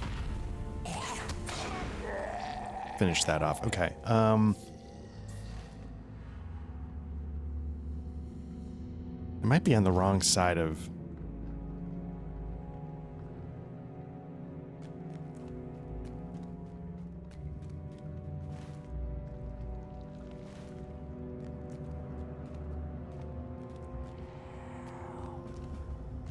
Nope.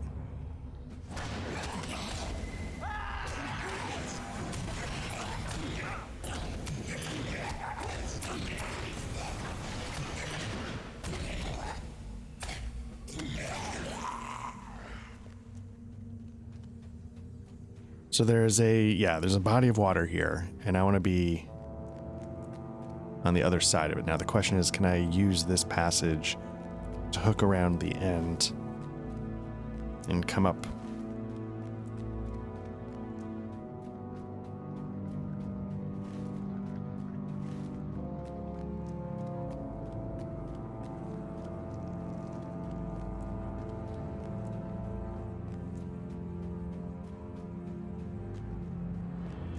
Hopefully, am I doing it? Now, yeah, if I can... So looking at the mini-map here, it's got this passage going on. My fear is it's going to make me snake around without giving me the option to keep going.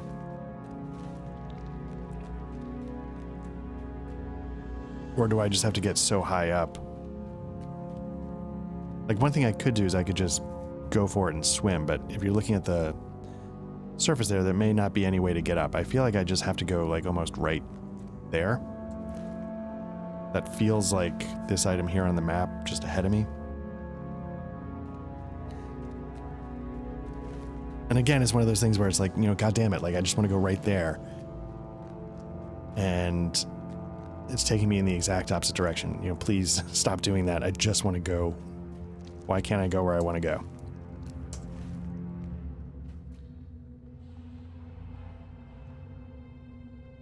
Let's give it a little bit more. Maybe it'll start to hook back.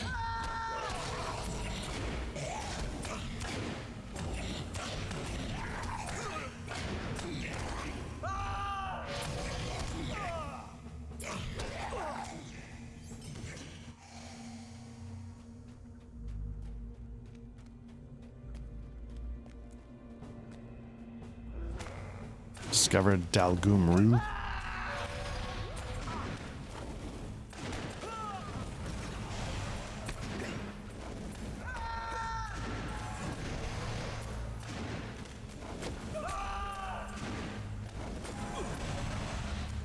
I gotta tell you, all this stuff makes me want to pull out into the rotation a lot of my Middle-earth role-playing stuff.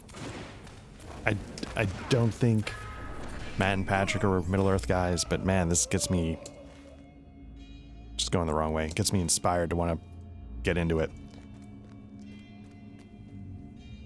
A lot of people hype up how good Harn is a system for Middle-earth, and for my limited exposure to trying to deal with that, not deal with it, but like seeing the Middle-earth supplements from Ice through the lens of Harn, I could definitely see it. There's like a Savage Worlds Middle-earth kind of... Oh man, I'm dead. Let's retreat now and see where it takes me. Yeah, there's Against the Dark Master, which is literally modernization of... Man, I'm not even close. Is the idea you have to go around the top of the lake? You can't get down? Where's this? Nameless Places. Can I get to Nameless Places?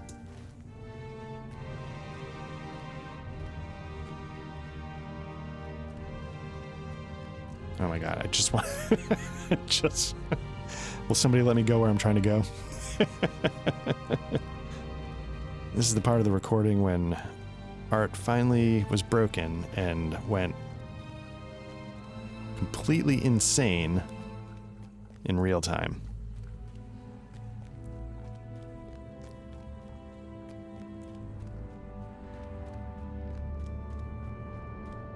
Yeah, it's all above me, I think. I think that's the problem.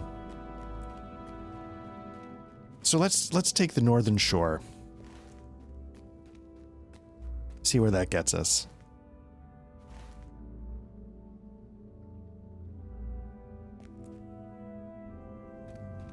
I don't know which is the right way.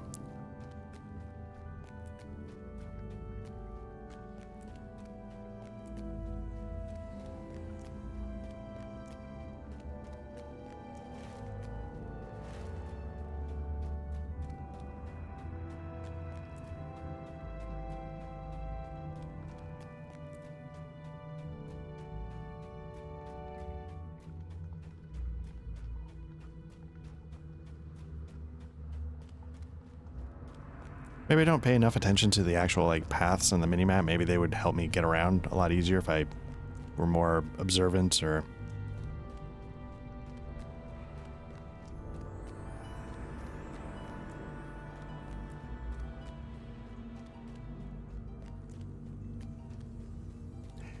Yeah, so you see here, like since I died and used my free revive, I've got like another hour before I could do it. It offered to give me another quote-unquote free revive. It wasn't free. For 15 mithril coin, it would have just let me come right back where I was standing, but I'm not going to drop 15 coin on that. I can...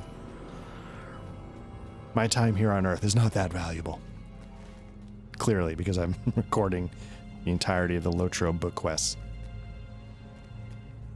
I'm having a goddamn great time doing it, so no regrets. Okay, let's take this northern passage along the shore, northern shore. Sound like I'm talking about getting out to Montauk and how you're going to do it. Southern shore, northern shore, what are we doing?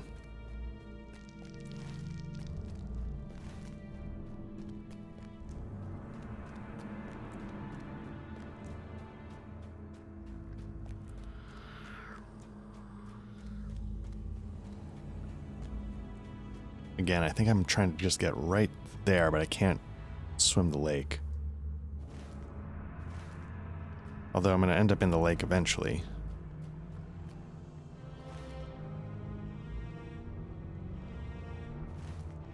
Yeah, let's just do it, see what happens. Is it causing any damage? No. Is it giving me any status effects? No, it's just eerie and glowing green. I can live with that.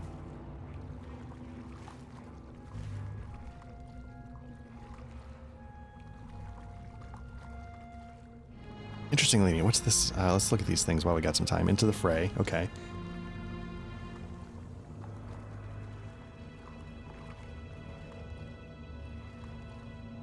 I wonder what is giving me that. That I know I'm getting from a token.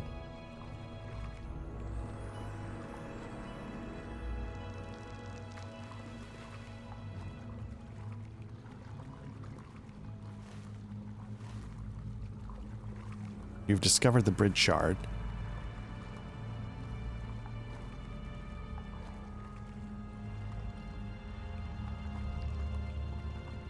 Oh, look at that. So I imagine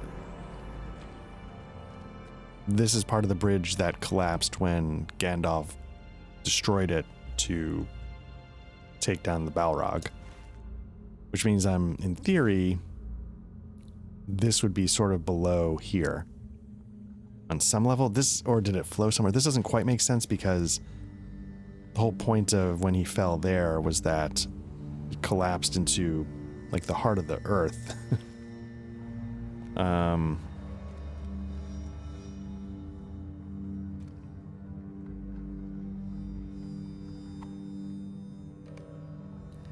This hat is burned and ashen, but certainly once belonged to Gandalf the Grey. All right. Now I need to get to the other side.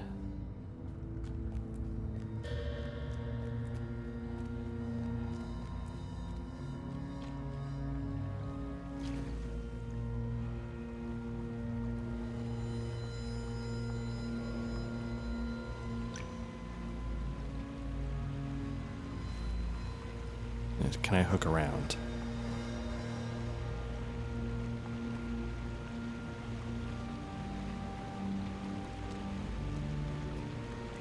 Okay, let me take this guy out just to get by him. Oh, this is a 5100. That was a mistake.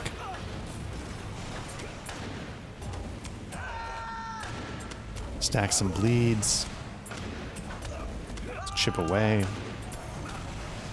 Now let's heal.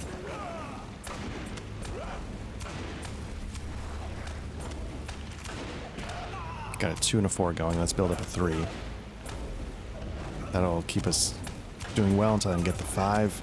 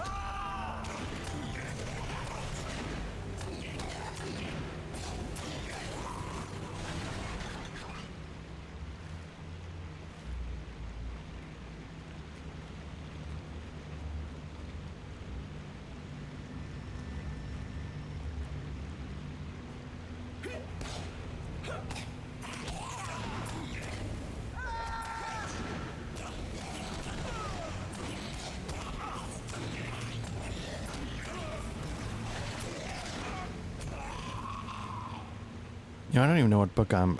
Volume 2, Book 6. Okay, so the person outside is 9, so we're a number of books away from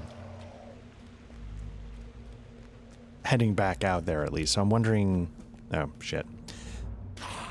I'm wondering if it's going to keep us going in and out until then, or by the time we're in Book 9, we're just out of Moria completely.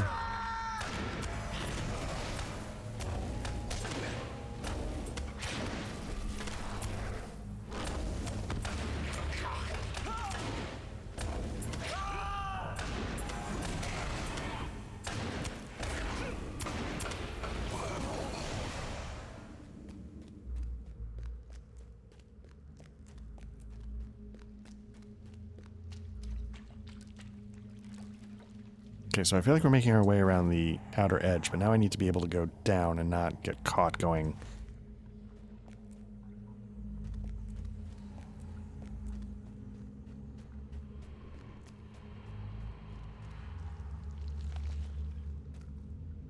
Or would that get me where I want to go? Like, I just have no idea where I actually want to go. Like, do I need to get up top and then it'll let me hook back around, or is it just going to take me completely off the map to another area?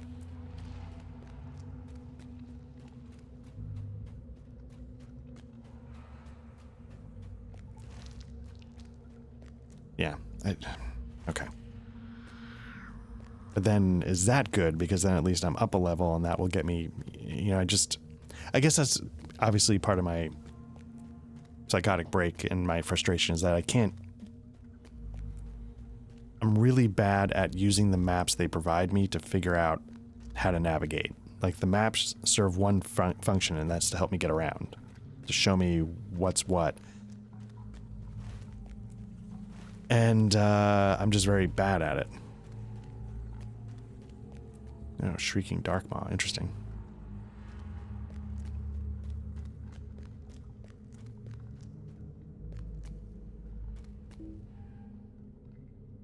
See if I can get past this guy with careful step. Might have been able to do it without careful step, but this is a little insurance, hopefully.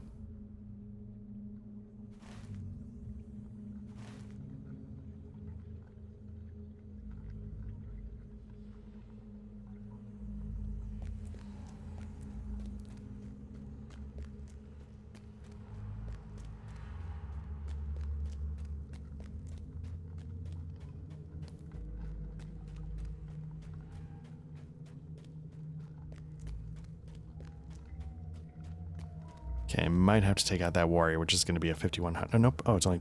Okay. I thought that was going to be one of the tougher ones, but maybe not.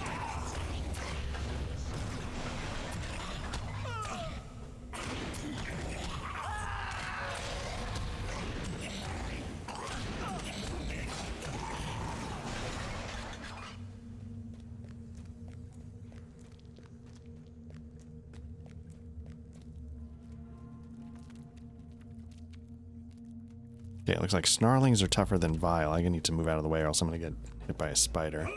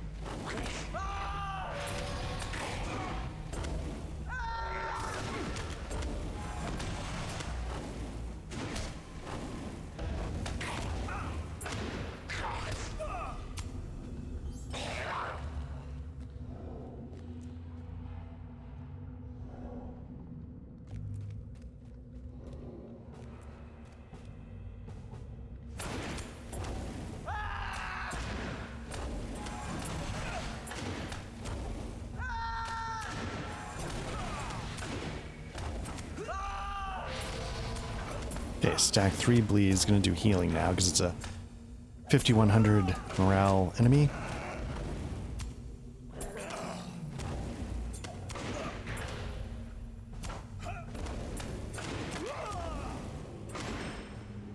There we go. Okay, nice. Now, as you know, slightly annoying as I'm finding it to get around here, I love this, the idea that like, we're finding this, again, because it's part of the skirting the main story in a way that I really like. Got the alien eggs going on there. And taking you to places that feel, Endless Stare, feel like they're deeply embedded in Middle-earth lore. Which I would say is the main reason to play this game. If you're a fan of the lore of Middle-earth, this game probably is one of the best examples of it in any medium aside from the books themselves. It's interesting in my mind, and maybe it's just the bias of what I've been exposed to, that you obviously have the books. And the movies, I really like the movies. But there's no way they're going to be able to really surround you with the lore. They have a runtime they got to stick to. They're expensive to make. But it's interesting in my mind that the other two great sources of Middle-earth lore are both role-playing games. MERP, Middle-earth role-playing from Iron Crown Enterprises, if you can get your hands on those modules, and this MMO. Okay, so we're searching the top or bottom portion of the Endless Stare. So we hit the bottom, now we're making our way up. We found Gandalf's charred hat. We found part of the bridge that he destroyed in order to sink the Balrog.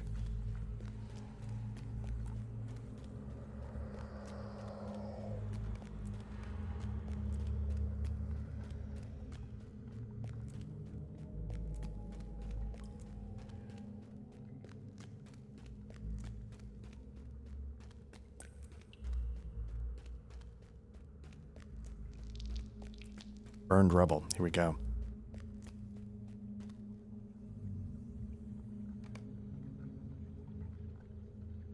The rubble is burned and broken and blocks further passage. Okay. I don't know if we can do anything with that. Bring the burned hat. Okay, so we're gonna...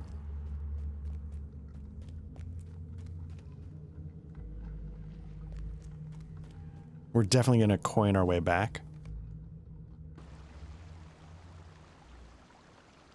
And again, if it's like, oh, here we go. Who's this?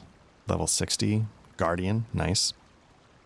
Feel like it's a class that I would enjoy if the Warden was not here. I think I mentioned this on the legendary server, 64-bit, when I was trying to ward a Guardian. And I know it's supposed to be like a slow leveling process. I just like the idea of being able to take hits. I don't mind the slower pace of combat. You just stand there and just brute force it and be like, come on, just bring it. I can do this all day. There's just something about that I like. I guess that's a respectable distance. Sometimes I feel like the coin puts you like... Put your crotch right in their face. Not so here, I guess. These are troubling signs. I fear for the wizard. You describe your discovery of Gandalf's burned hat in the middle of the Black Lake and the rubble that chokes the Endless Stare. Lenglamal sighs. Your news of Mithrandir and the lack of news concerning my friend Magor both fill me with anxiety, for we still do not know their fates. I thank you for it, but it could be that Magor at least may soon return to us. The Thalowin found something while you were away. We must stop Mozarg's orcs before they unleash an evil we cannot counter. Okay. Dethalowin found an elf stone, much like the one I gave you earlier, by the cave mouth to Azanarukar,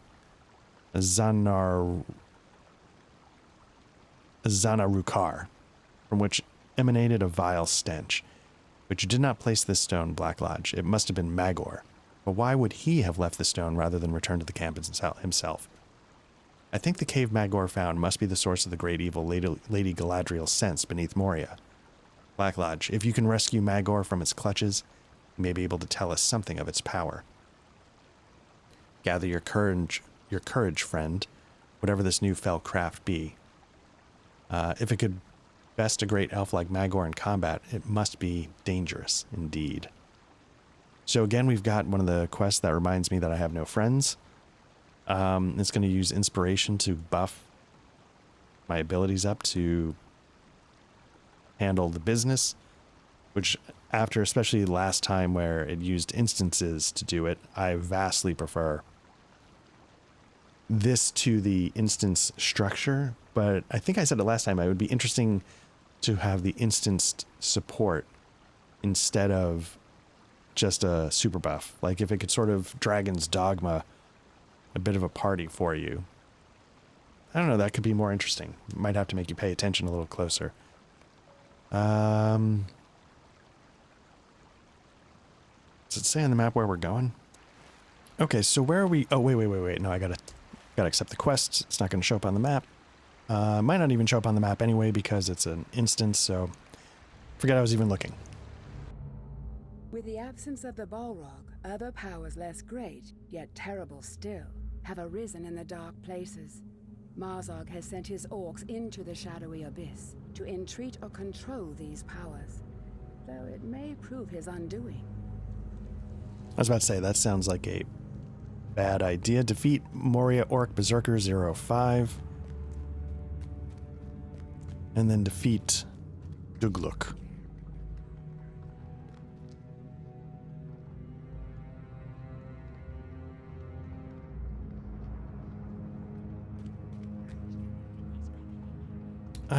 Now let me see if it shows me on the map.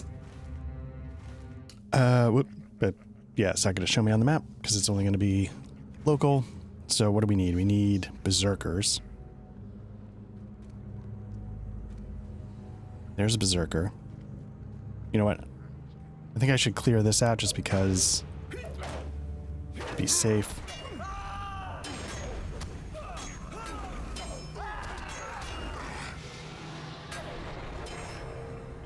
Not going to get the interrupt off, so that's fine.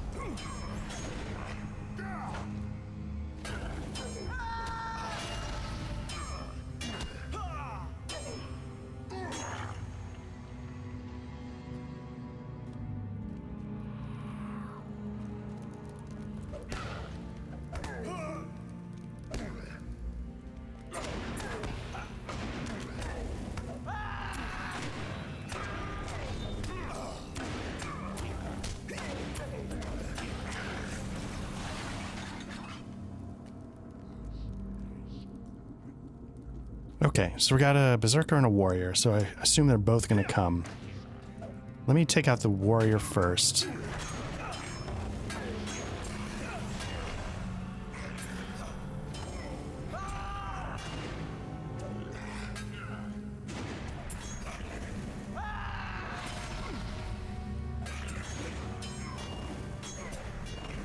Screwed that up. Okay.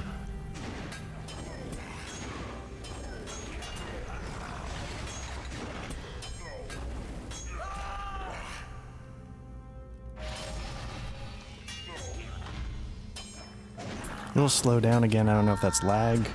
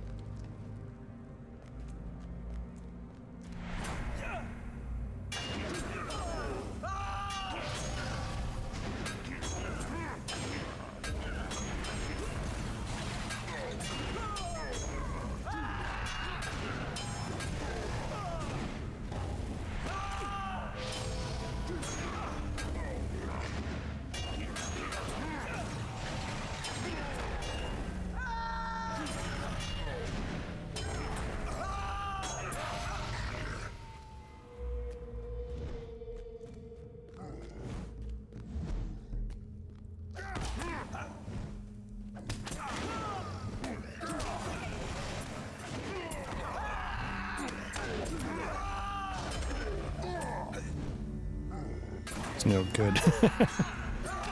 Nope. Screwed that up. Got it backwards. Oh well.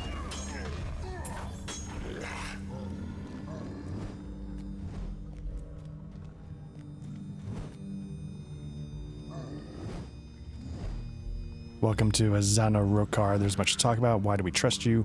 Why not talk here? I see. Simply put, your death approaches from behind. You will be safe with us. It's true. Others approach. Oh, there's the guy we need. We need to go. We're exposed. Are they going to let me take him here? Or is it going to be chase him further down the passage, maybe? So be it then. Lead the way. This way.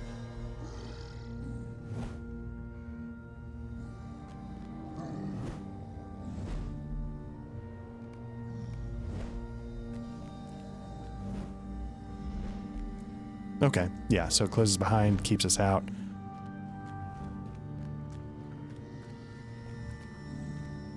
Whoa.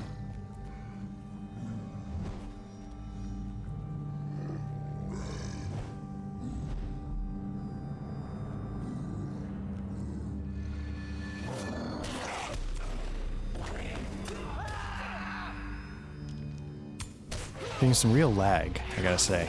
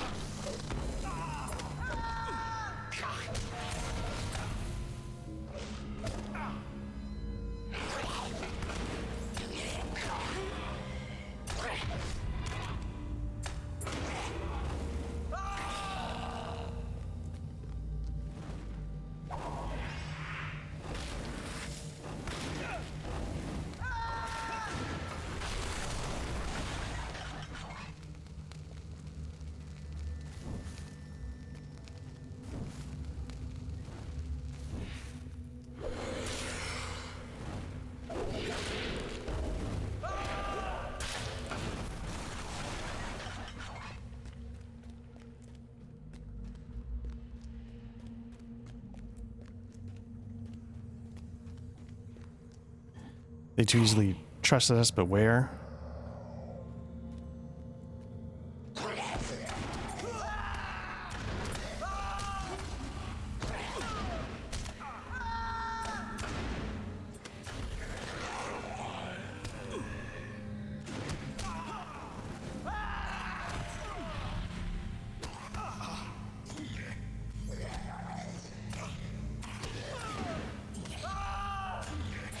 It's all a mess. I don't know if it's lag. My gambits are not coming together correctly.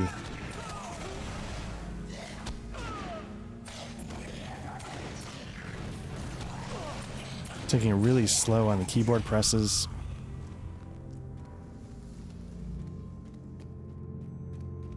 Zanarukar. Amidst the screams of captured orcs from close by, an elven cry reaches your ears.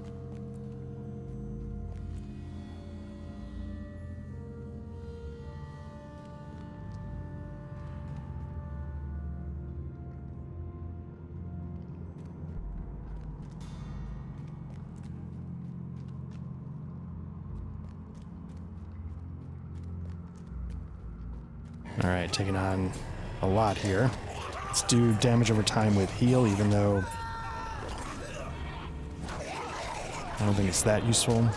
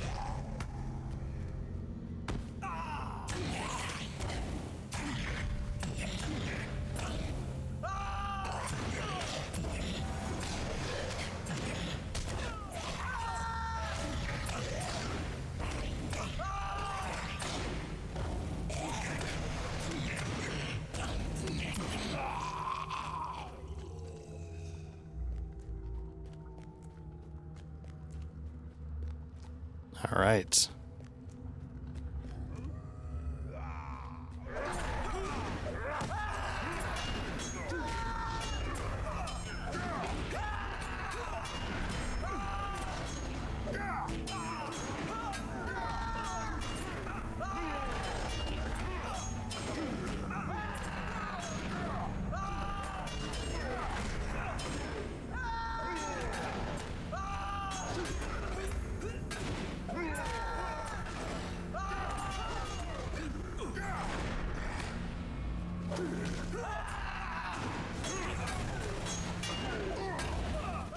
Sometimes I sit here and think, oh, maybe I could do this without the buff, but then you get to this part where you're fighting like an elite with 11,000 morale and a couple of other elites, probably with like 5,000 morale. Gets to be a lot.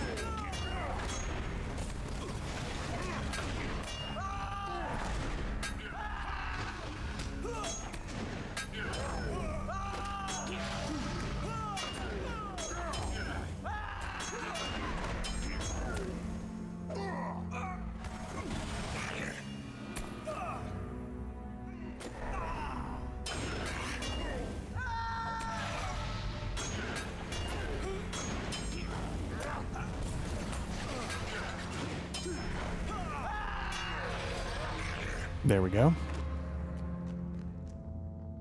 Do not underestimate my wrath. Back. You will never defile me with your poison. Good. They are gone. I am relieved. I thought for certain I would become like them, a monstrosity. They came upon me unaware, surrounding me and taking me captive. One hears rumors of such twisted fates, but now I have seen the wicked pool of filth that corrupts the very depths of this place. I saw it with my own eyes. I will give you a moment to collect your thoughts, and then you must follow me. We will crush these monsters before they can corrupt aught else beyond the wicked place. This wicked place. This will be a great task. I can only imagine what horrors we will face as we penetrate the area. Hurry, gather your wits, and make ready. Things that dwell in the dark shall know fear.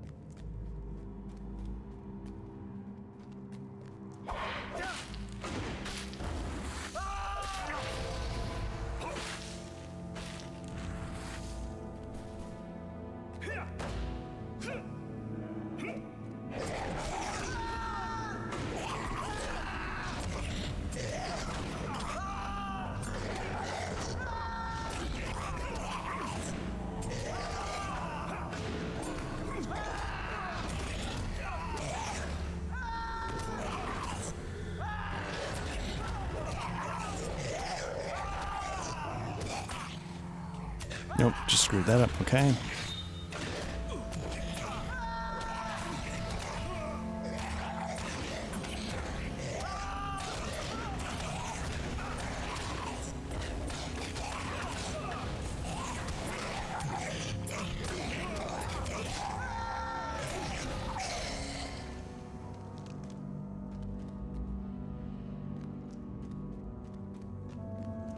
Oh, okay.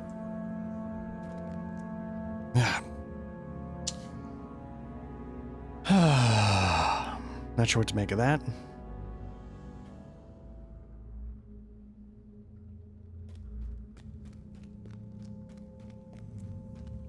So I'm not sure. Okay, so Magor took a header. So I don't know if that's going to screw up like any scripting or any pathing or anything like that.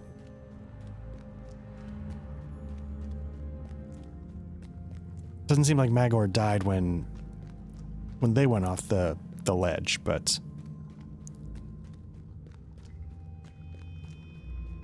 I did. So somehow I went out of bounds, and I got to be careful about that. Let's make my way back, I guess.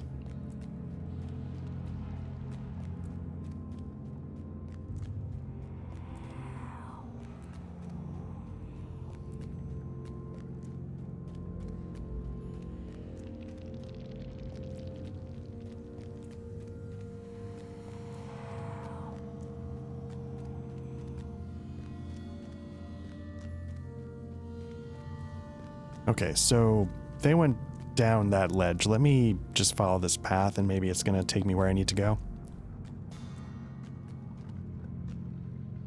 Although Magor's now taking damage and I can't...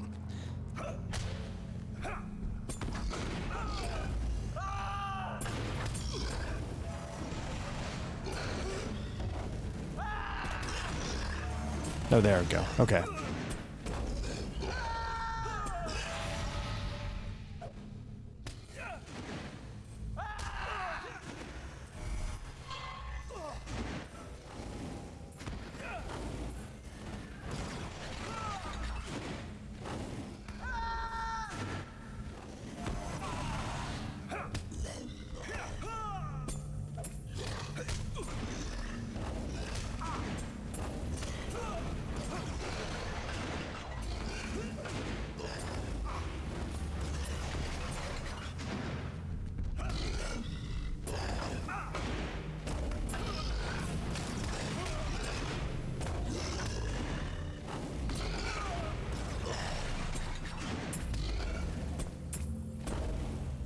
Nope, there we go. Got it out of order, but we're almost done, hopefully.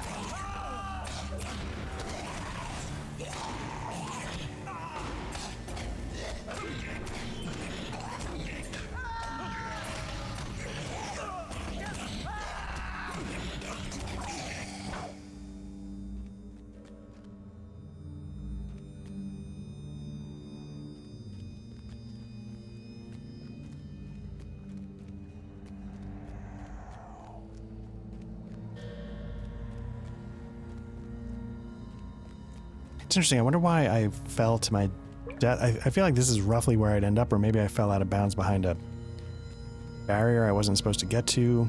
Maybe it's really important, the order that you kill everybody. I don't know. I don't want you to shortchange the experience, maybe.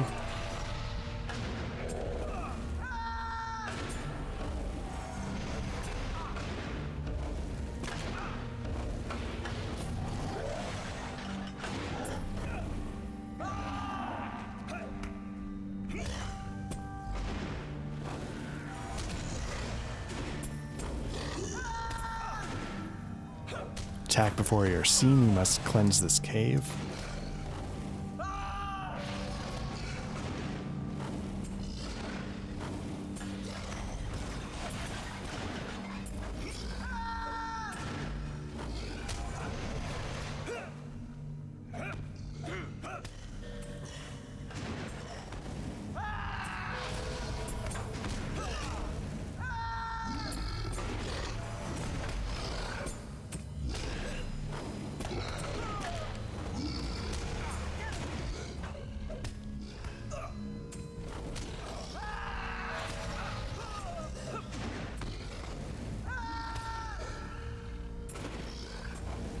What is happening? Oh!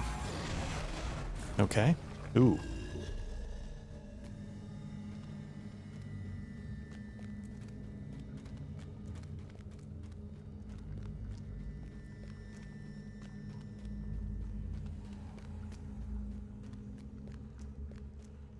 Something terrible remains here where none shall dwell. I must go for help. Be careful as you move deeper. Alright, so I guess I'll proceed. The Flame Drinker. The Gloom Walker. These purple spots don't look good. This is enough. We will protect our new lord. You or us decide. Ooh.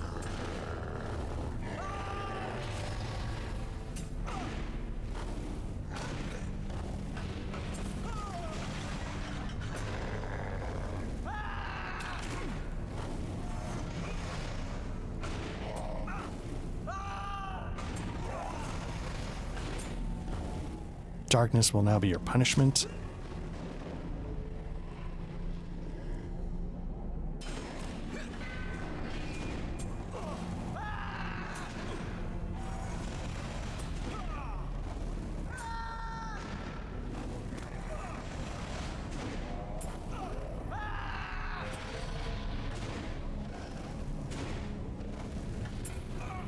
Enough of this. Fire will burn you all. The flame returns. Is there something I need to be doing?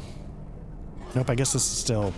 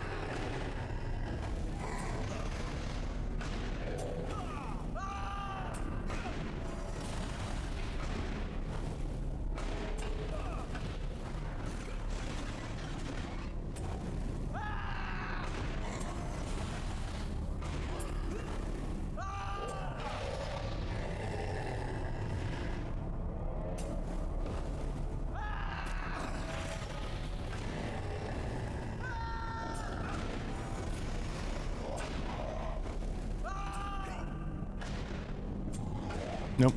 Shoot. Okay.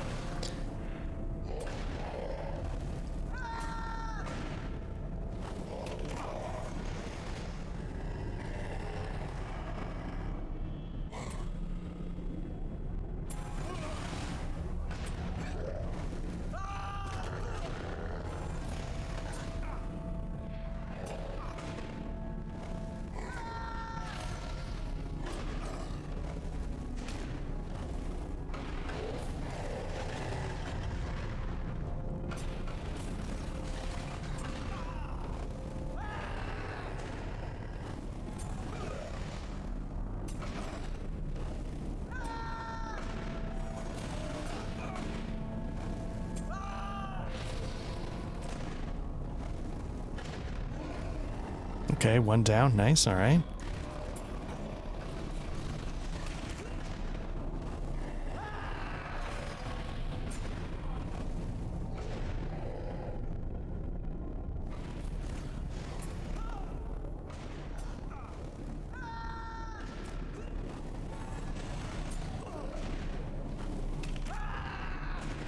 Now these holes seem to be multiplying. I wonder... Defeated the Gloomwalker. Very nice. I wonder if it matters. Or if it's just like a... something you gotta be wary of if everybody's moving around. Defeat Gwathnor. Okay.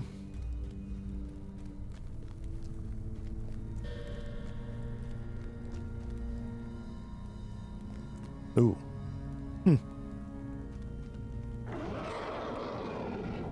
Watch your flanks. If he attacks, we must be ready. What is happening? Help us! Why did he bring us here? Run for your life! He comes, get ready.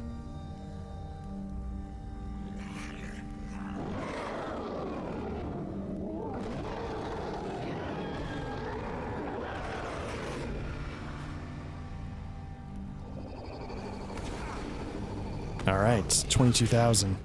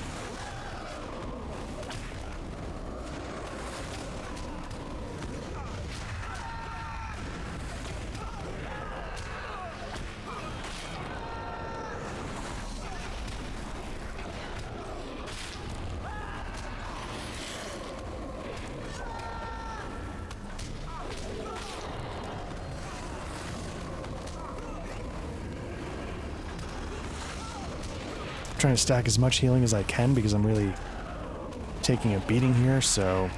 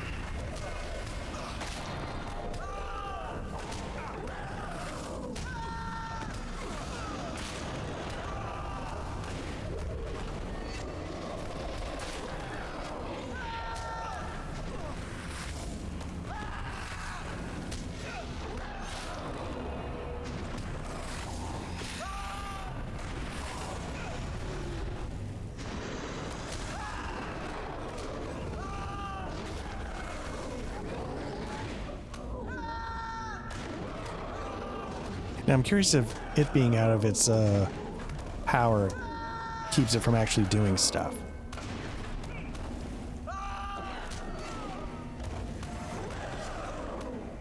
Does it prevent summoning?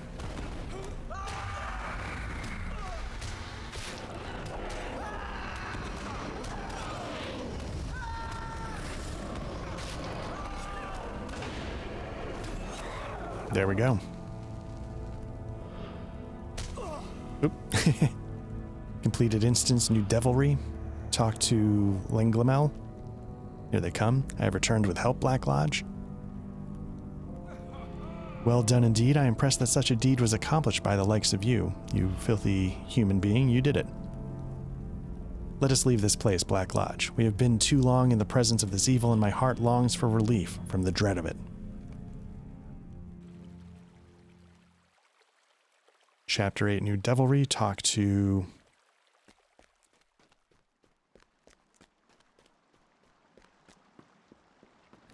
Lenglamel. We have vanquished a great terror, but I fear that more dangers sleep in the darkness.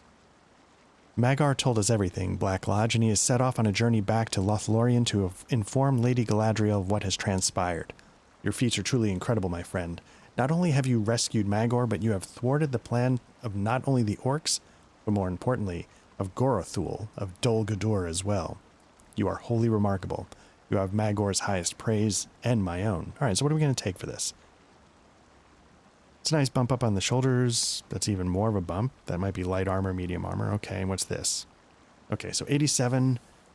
We've got a 30, 21, 10 vitality. Again, that's the big one with some healing coming in. This one's going to give us maximum power and evade. 20 vitality, 10 vitality, but this has sort of incoming healing. I'm going to go with this one. Just more vitality all the time. Oh, you're kidding me. Okay, let me just throw something out. Doesn't even matter what. Let's toss that. Yes. Inventory, nope. Talk. We have vanquished a great terror. 20 vitality, that's the one I don't? More dangers sleep How's that? in the darkness. Okay. I wonder why, what's this? Hooded Cloak of the Regal Horse Lords. What's this? Got 2 of those.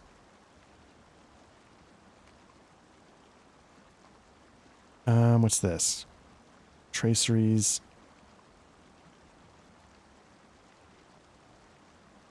Okay, I'm gonna get rid of that, I guess. All. We have vanquished a great terror. There we go. Chapter 9, The Mirror of Galadriel. You must return to Lothlorien at once, Black Lodge. The Lady Galadriel will want to speak. There is no time to delay. Speak with Halder atop the flat south of the river Nimrindel, and he will arrange a meeting with the lady. All right. First of all, let's put on those shoulder blades.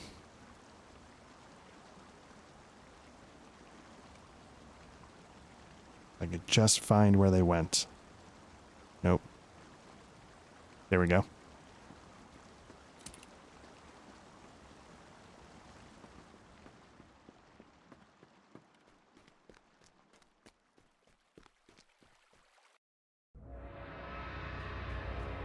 Okay, so we need to, first and foremost, we need to get to this stable so we can start.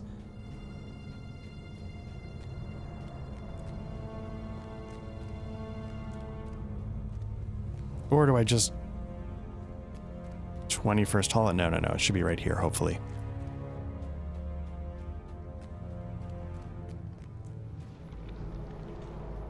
The day of the dwarves is coming.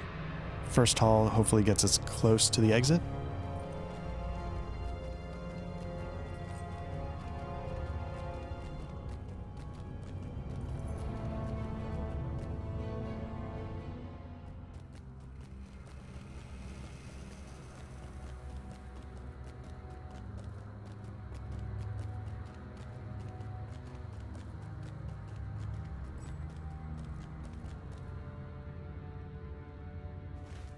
Okay, so we've made it here. So let's head out.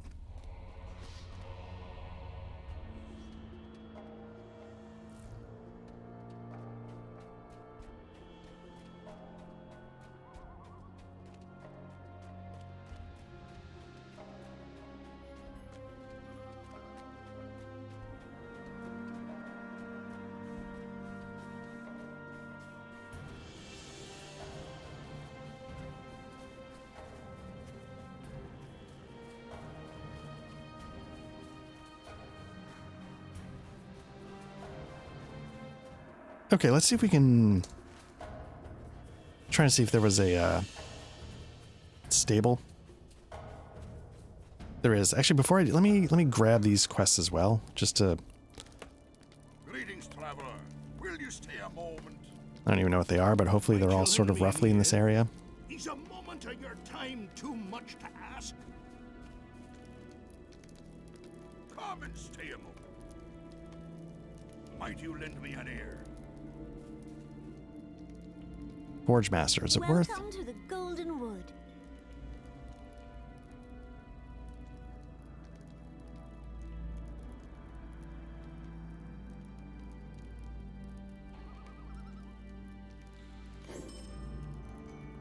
Okay, all tracery slots could be upgraded to level 60. One new slot has been unlocked. Okay.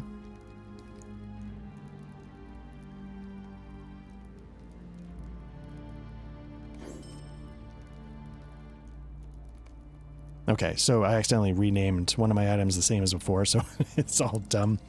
Let me see if there's a way to legendary items.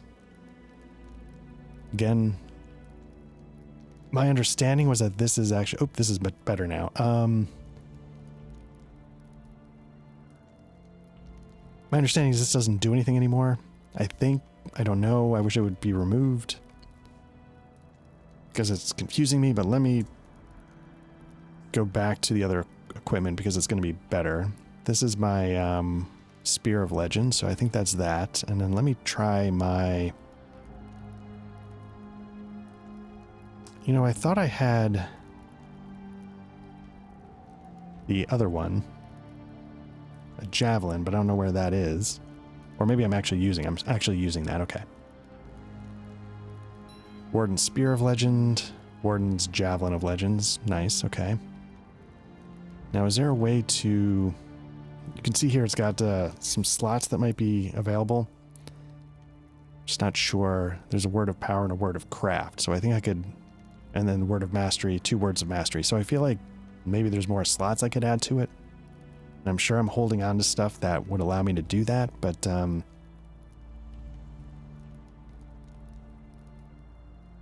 we'll see. Ooh, Provisioner. Let me see if I can get rid of anything. Has the glory of Lothlorien fallen this low?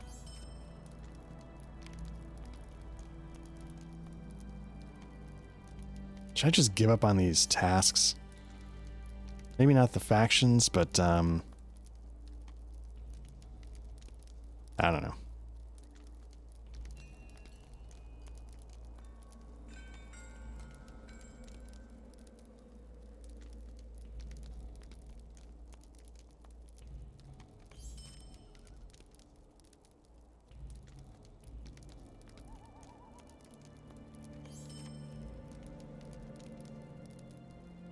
Nope, that's for burglars. I should be giving that. Should put that in storage, basically. That's a garrison. That's that. This is a task, so let's get rid of that. Universal optional crafting ingredient. Rank scale, that's sought by different folks. This is a task, so let's get rid of that. White remains, that's needed.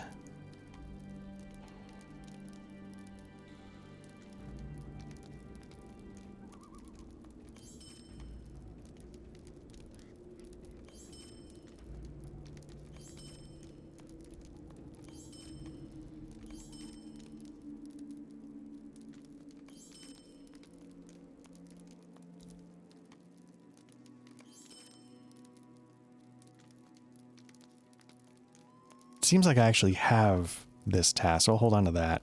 Jeweler, nope. It's more faction. Burglars and hunters, I'm holding on to that then.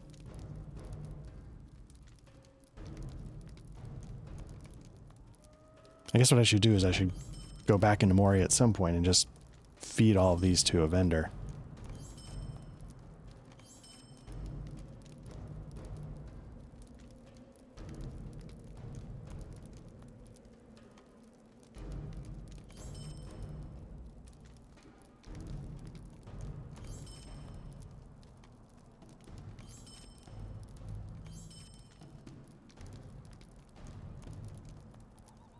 Should I just, you know what?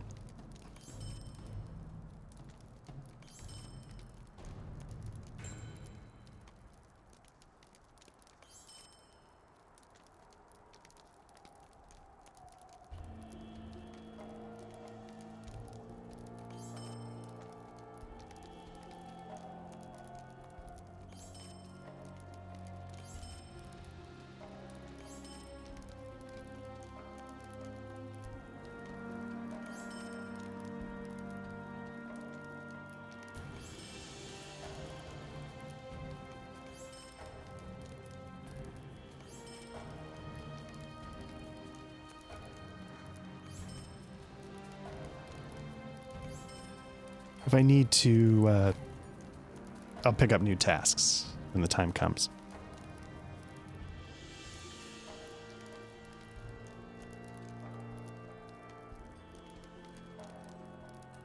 That's a good start. So let me clear some of this stuff.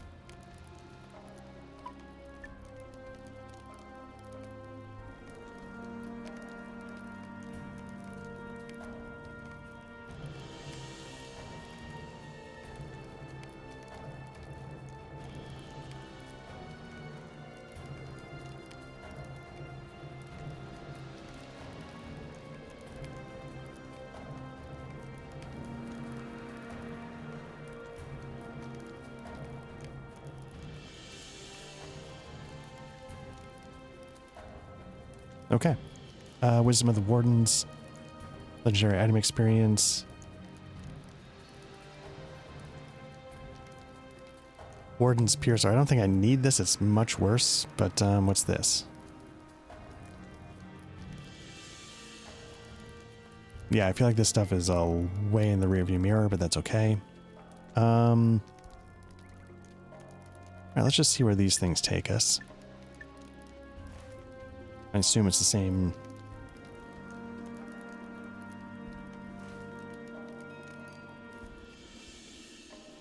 The usual suspects in terms of places, so we'll cut across here.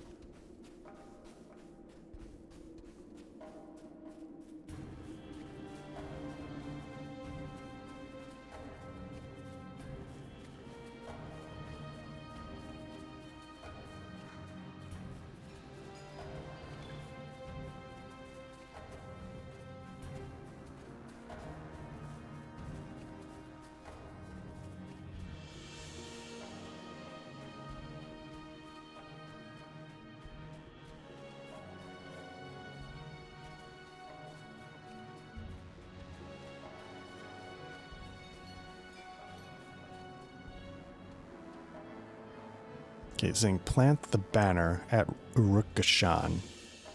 Oh, there's the soft dirt. Okay.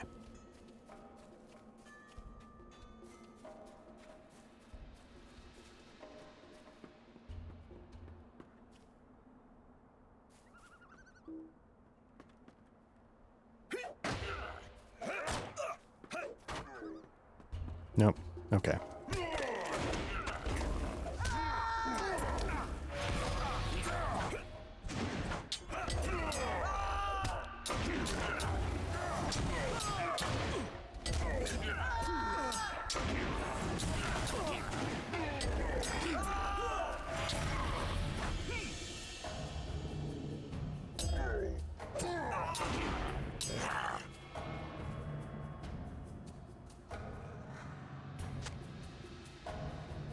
Nice. One down.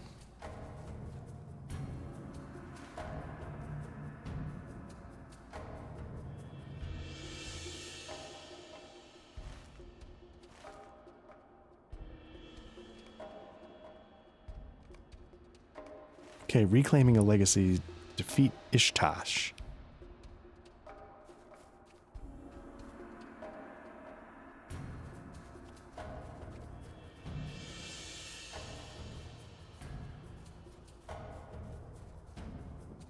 There we go.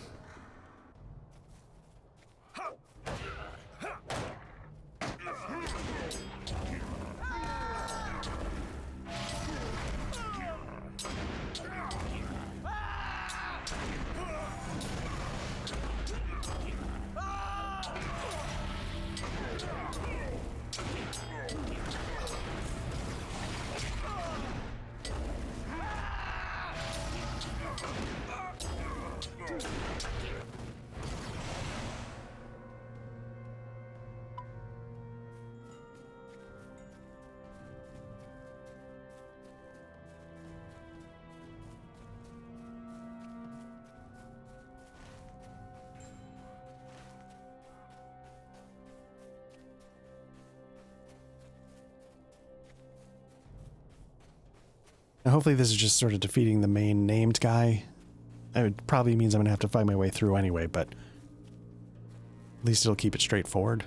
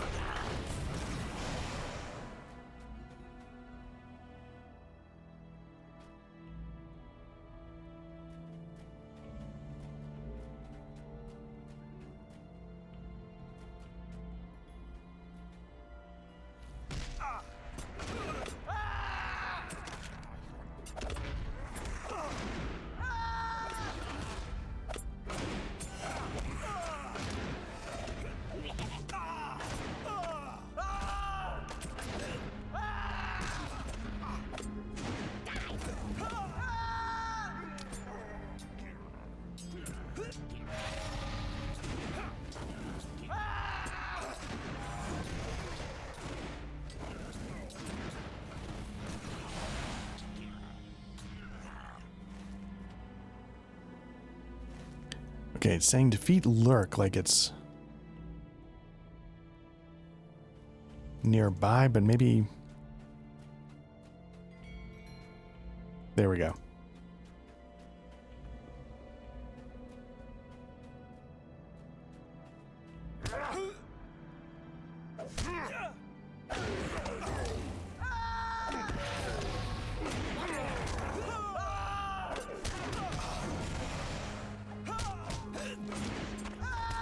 See what the range is on this Boar's Rush.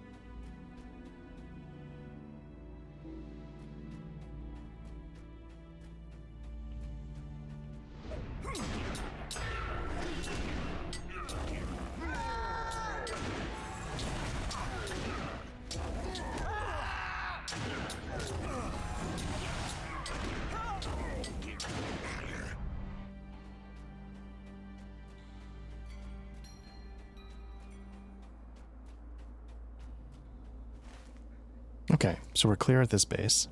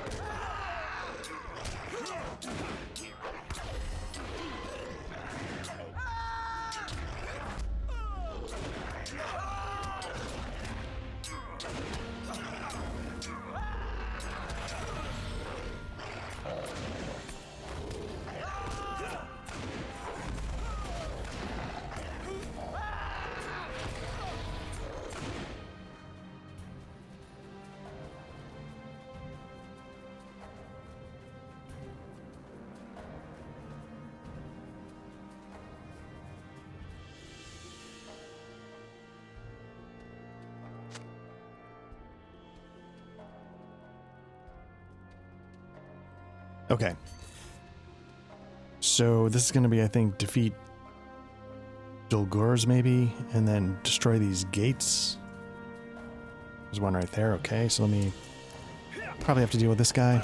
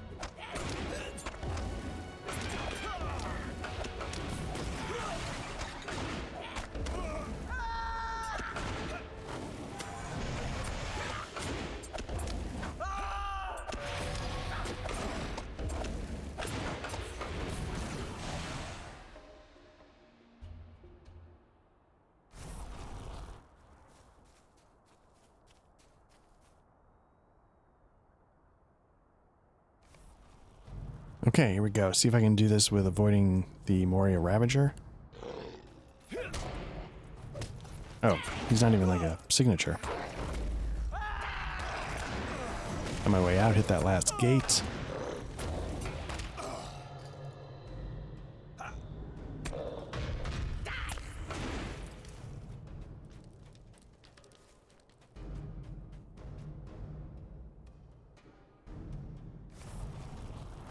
Cool. Okay. That should be everything except for the book quest.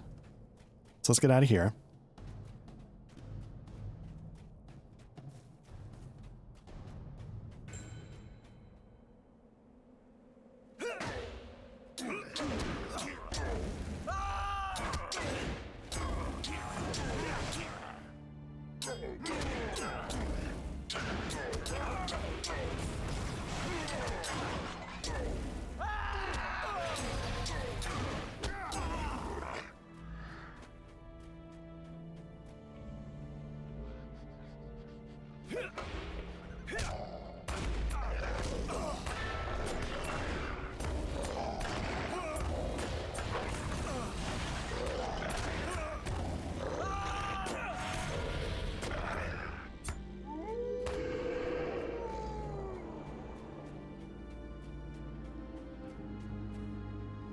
All right, let's make our way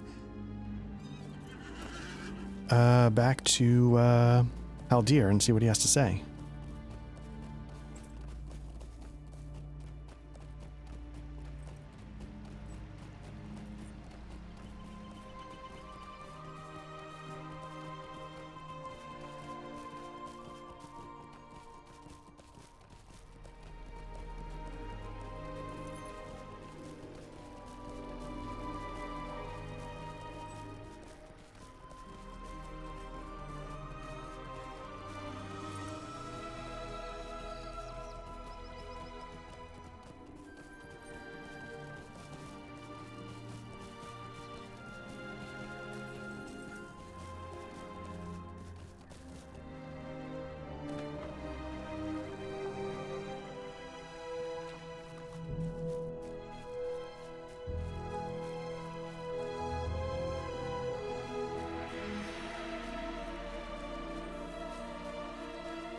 Good elvish music going on. Little vocals in there. Again, I always like it when they do the vocals.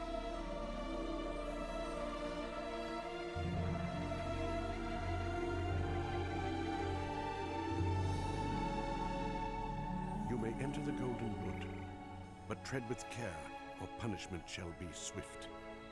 The Lady Galadriel has called you to her garden, for she wishes to speak with you. I will take you to her. Jealously do I guard my secrets, not the least of which is my mirror. Still, there are times which require a greater knowledge, and this is one such time. Shadows gather in the east, and the fates of lost friends burns in the heart.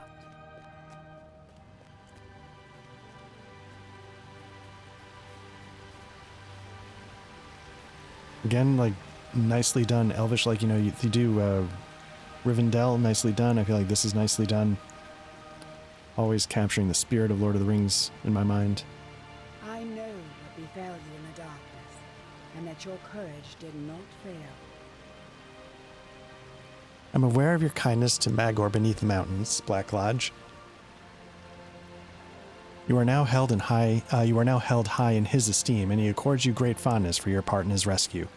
Strange deeds unravel on the many paths of your journey, for as your footsteps lead you to and fro, I perceive that many fates are entwined with your own. Some of your tales seem ended, but locked doors may yet be pried open. My mirror can show many things, and you may ask it what you will. But heed this before you peer into the water. Many valuable answers may come unbidden. Look now, and see what may be seen. Look into the mirror, Black Lodge, and see what you will.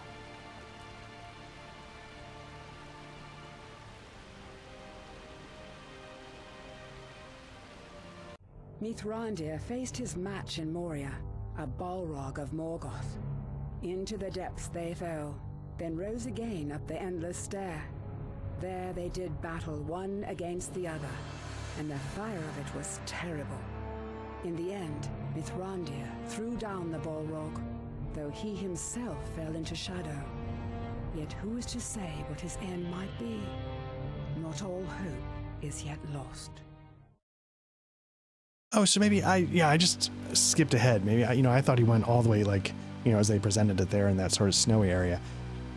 It didn't, like, maybe, they hit halfway down, kept fighting, and then kept going, and maybe that was where we were in Moria. It makes a lot more sense now.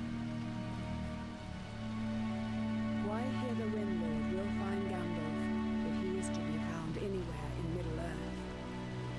Some light is now shed on the riddle, do you not agree? The clues left behind among the foundations of stone begin to form a clear picture at last. Gandalf the Grey strove in Moria with shadow and flame, and they fell, and perhaps rose again. Who had the mastery? It has been said that my eyes see farther than many who are deemed wise, yet keener eyes we need to pierce the darkness that shroud Mithrandir from my sight. Who can spy upon Moria from all sides and gain rumor of the fate of Gandalf? Only Gwaihir, the Windlord, can do this. I saw more than the fate of Mithrandir behind your eyes, Black Lodge. I saw glimpses of your own fate as well.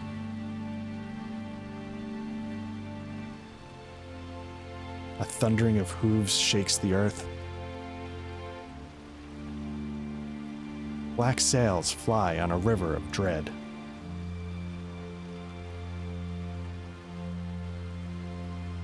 Your foes are everywhere, but you see them not. Your grief blinds you to them, Warden, and you defy death in its name. But the mirror shows many things, and not all of them may come to pass.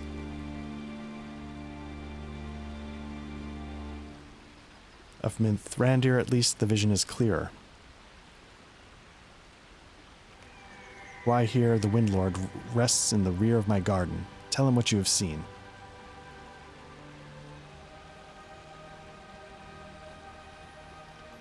All right, talk to Gwaihir.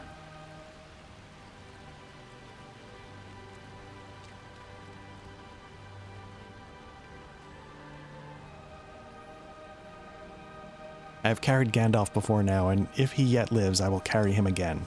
I will send out the sharpest-sighted eagles to seek him from every corner of this land, and I will fly until we have learned what befell him. If he is to be found, I and my kind will find him. Return to the lady and tell her I will do this.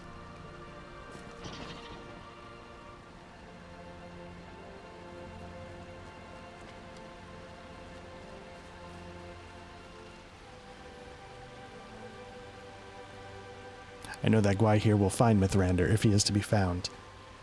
Haldir will show you from this place, Black Lodge. I will call for him.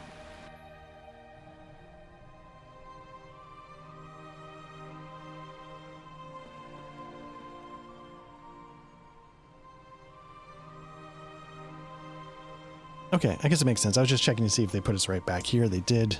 It looked familiar, but I was just curious. Let's see. You have my thanks. The Lady Galadriel can see much in her mirror, but it is not known to her or any power whether what she has shown you will come to pass.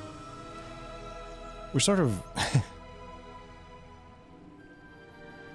yeah, I mean, yeah, she sees things, but they may or may not come true. I guess... I don't know. Is it any different than, like, I don't know, doing like an hallucinogen in the desert and seeing visions? One day, perhaps, you will look back on your long road and make sense of what you saw today. Only time can tell such things. I thank you for the service you have provided my people. May the light of the elves shine upon your path and guide your steps aright. For those unfamiliar with Galadrim, we shall name you friend and allow you to enter our fair home. You are welcome within Lothlorien, and may visit the hill of Kirin Amroth. Okay. You are welcome within Lothlorien. For the friendship you have demonstrated in your efforts against the orcs and other dangers within Moria. Pass beneath the eaves of the forest to the northeast and travel to the hill of Kirin Amroth in the center of Lothlorien. It is both beautiful and peaceful, and Milwyn will be pleased to tell you some of its history. Look for her by the archway west of the hill of Kirin Amroth, far to the northeast of here inside the forest. Now, if you have not already completed Volume 2, Book 6, Book 6, baby, Book 6, it's encouraged that, but not required, that you do so before beginning this quest.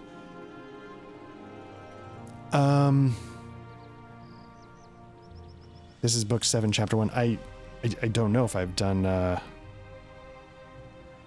book 6. I mean, I assumed that's what I was just doing, right? And it's not showing up on my list anymore, so I'm going to accept this.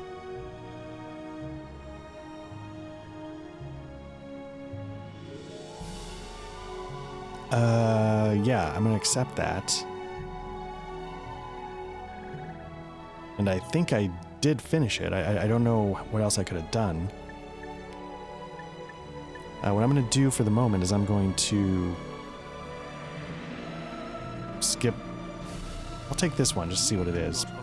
Oh, that's... No, I'm sorry. It's a small... I knew that. It's a fellowship quest. I already looked at that. Let's hand these in real quick.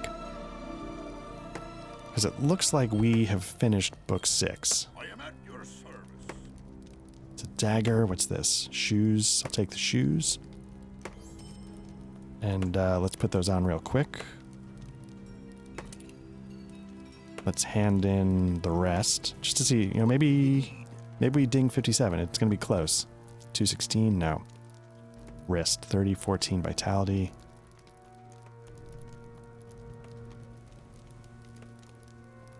Yeah, I think either one is a bump. I'm going to get rid of Beligekor, which is that one.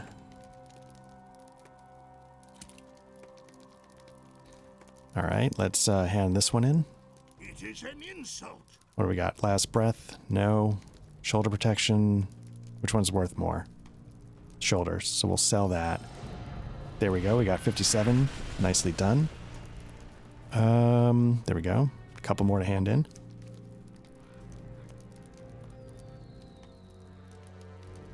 Again, just a little padding to help us not get out leveled by the book quests. What do we got? We got an axe. Or we got gloves. Gloves are worse. Axe, which one's worth more? The axe. Okay. And I think that's it. I mean, let's see what this... Hear me out, traveler.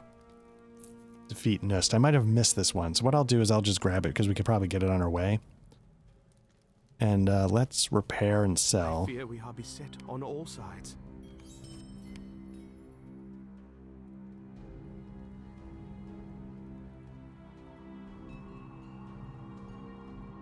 I think I've completed Claws of the... I have no idea anymore. I'm just going to sell it. Dust piles, mint for cooking, cloak, dwarf carvings, gorgeous ear.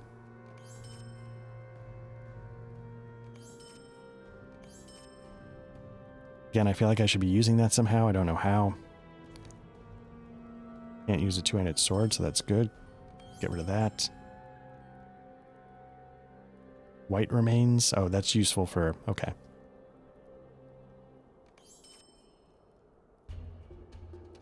Nasty skins. We'll sell that.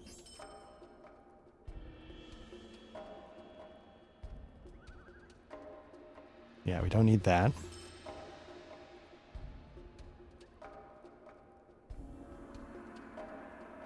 Dwarf Durin figurine. It's definitely worth a lot of favor.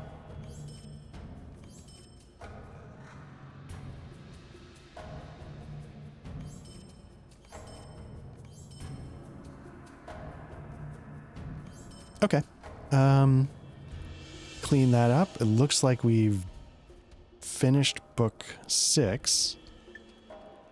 I guess I'll have to verify that offline, but I'm just going to assume that, yeah, we finished book 6 when we talked with... when we went into... blanking on her name. When we talked with Kate Blanchett. Yeah, I don't know why I'm blanking on her name. So, yeah, what we'll do is we'll call it. This will be the next section of our run through the book quests of Lord of the Rings Online. So, as always, we appreciate everybody who checks these out. If you're watching this, you've already found our YouTube channel. Like and subscribe if this is your thing. We're mainly a tabletop actual play channel, but it is tough sometimes for us all to get together, the three of us, so we do our best on that, but that is really truly the focus of this.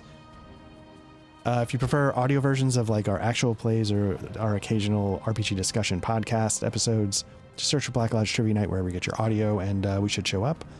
Want to jump into the Discord? We talk about RPGs and CRPGs. You know, all's welcome. And otherwise, we'll get back to more of this, some more space trucking with Freelancer, some more Ultima 5 on the CRPG front. And then again, like I said, mainly we're about actual plays. We're trying to get Symbaroum up and running. Matt's going to be running that. And we're trying to work our way through the back half of my Cold War spy game using Mithras Imperative. So if those are appealing, you know, keep an eye on them, and hopefully we'll be getting more of those up soon. And yeah, I think I just wrapped up a Call of Cthulhu solo play. That should be up by the time this goes up, so you can check that out. Used Fantasy Ground VTT, and was Alone Against the Dark. It's a solo campaign. Yeah, 7th edition. Anyway, so thanks again to everybody who checks these out. Always appreciate it, and take care.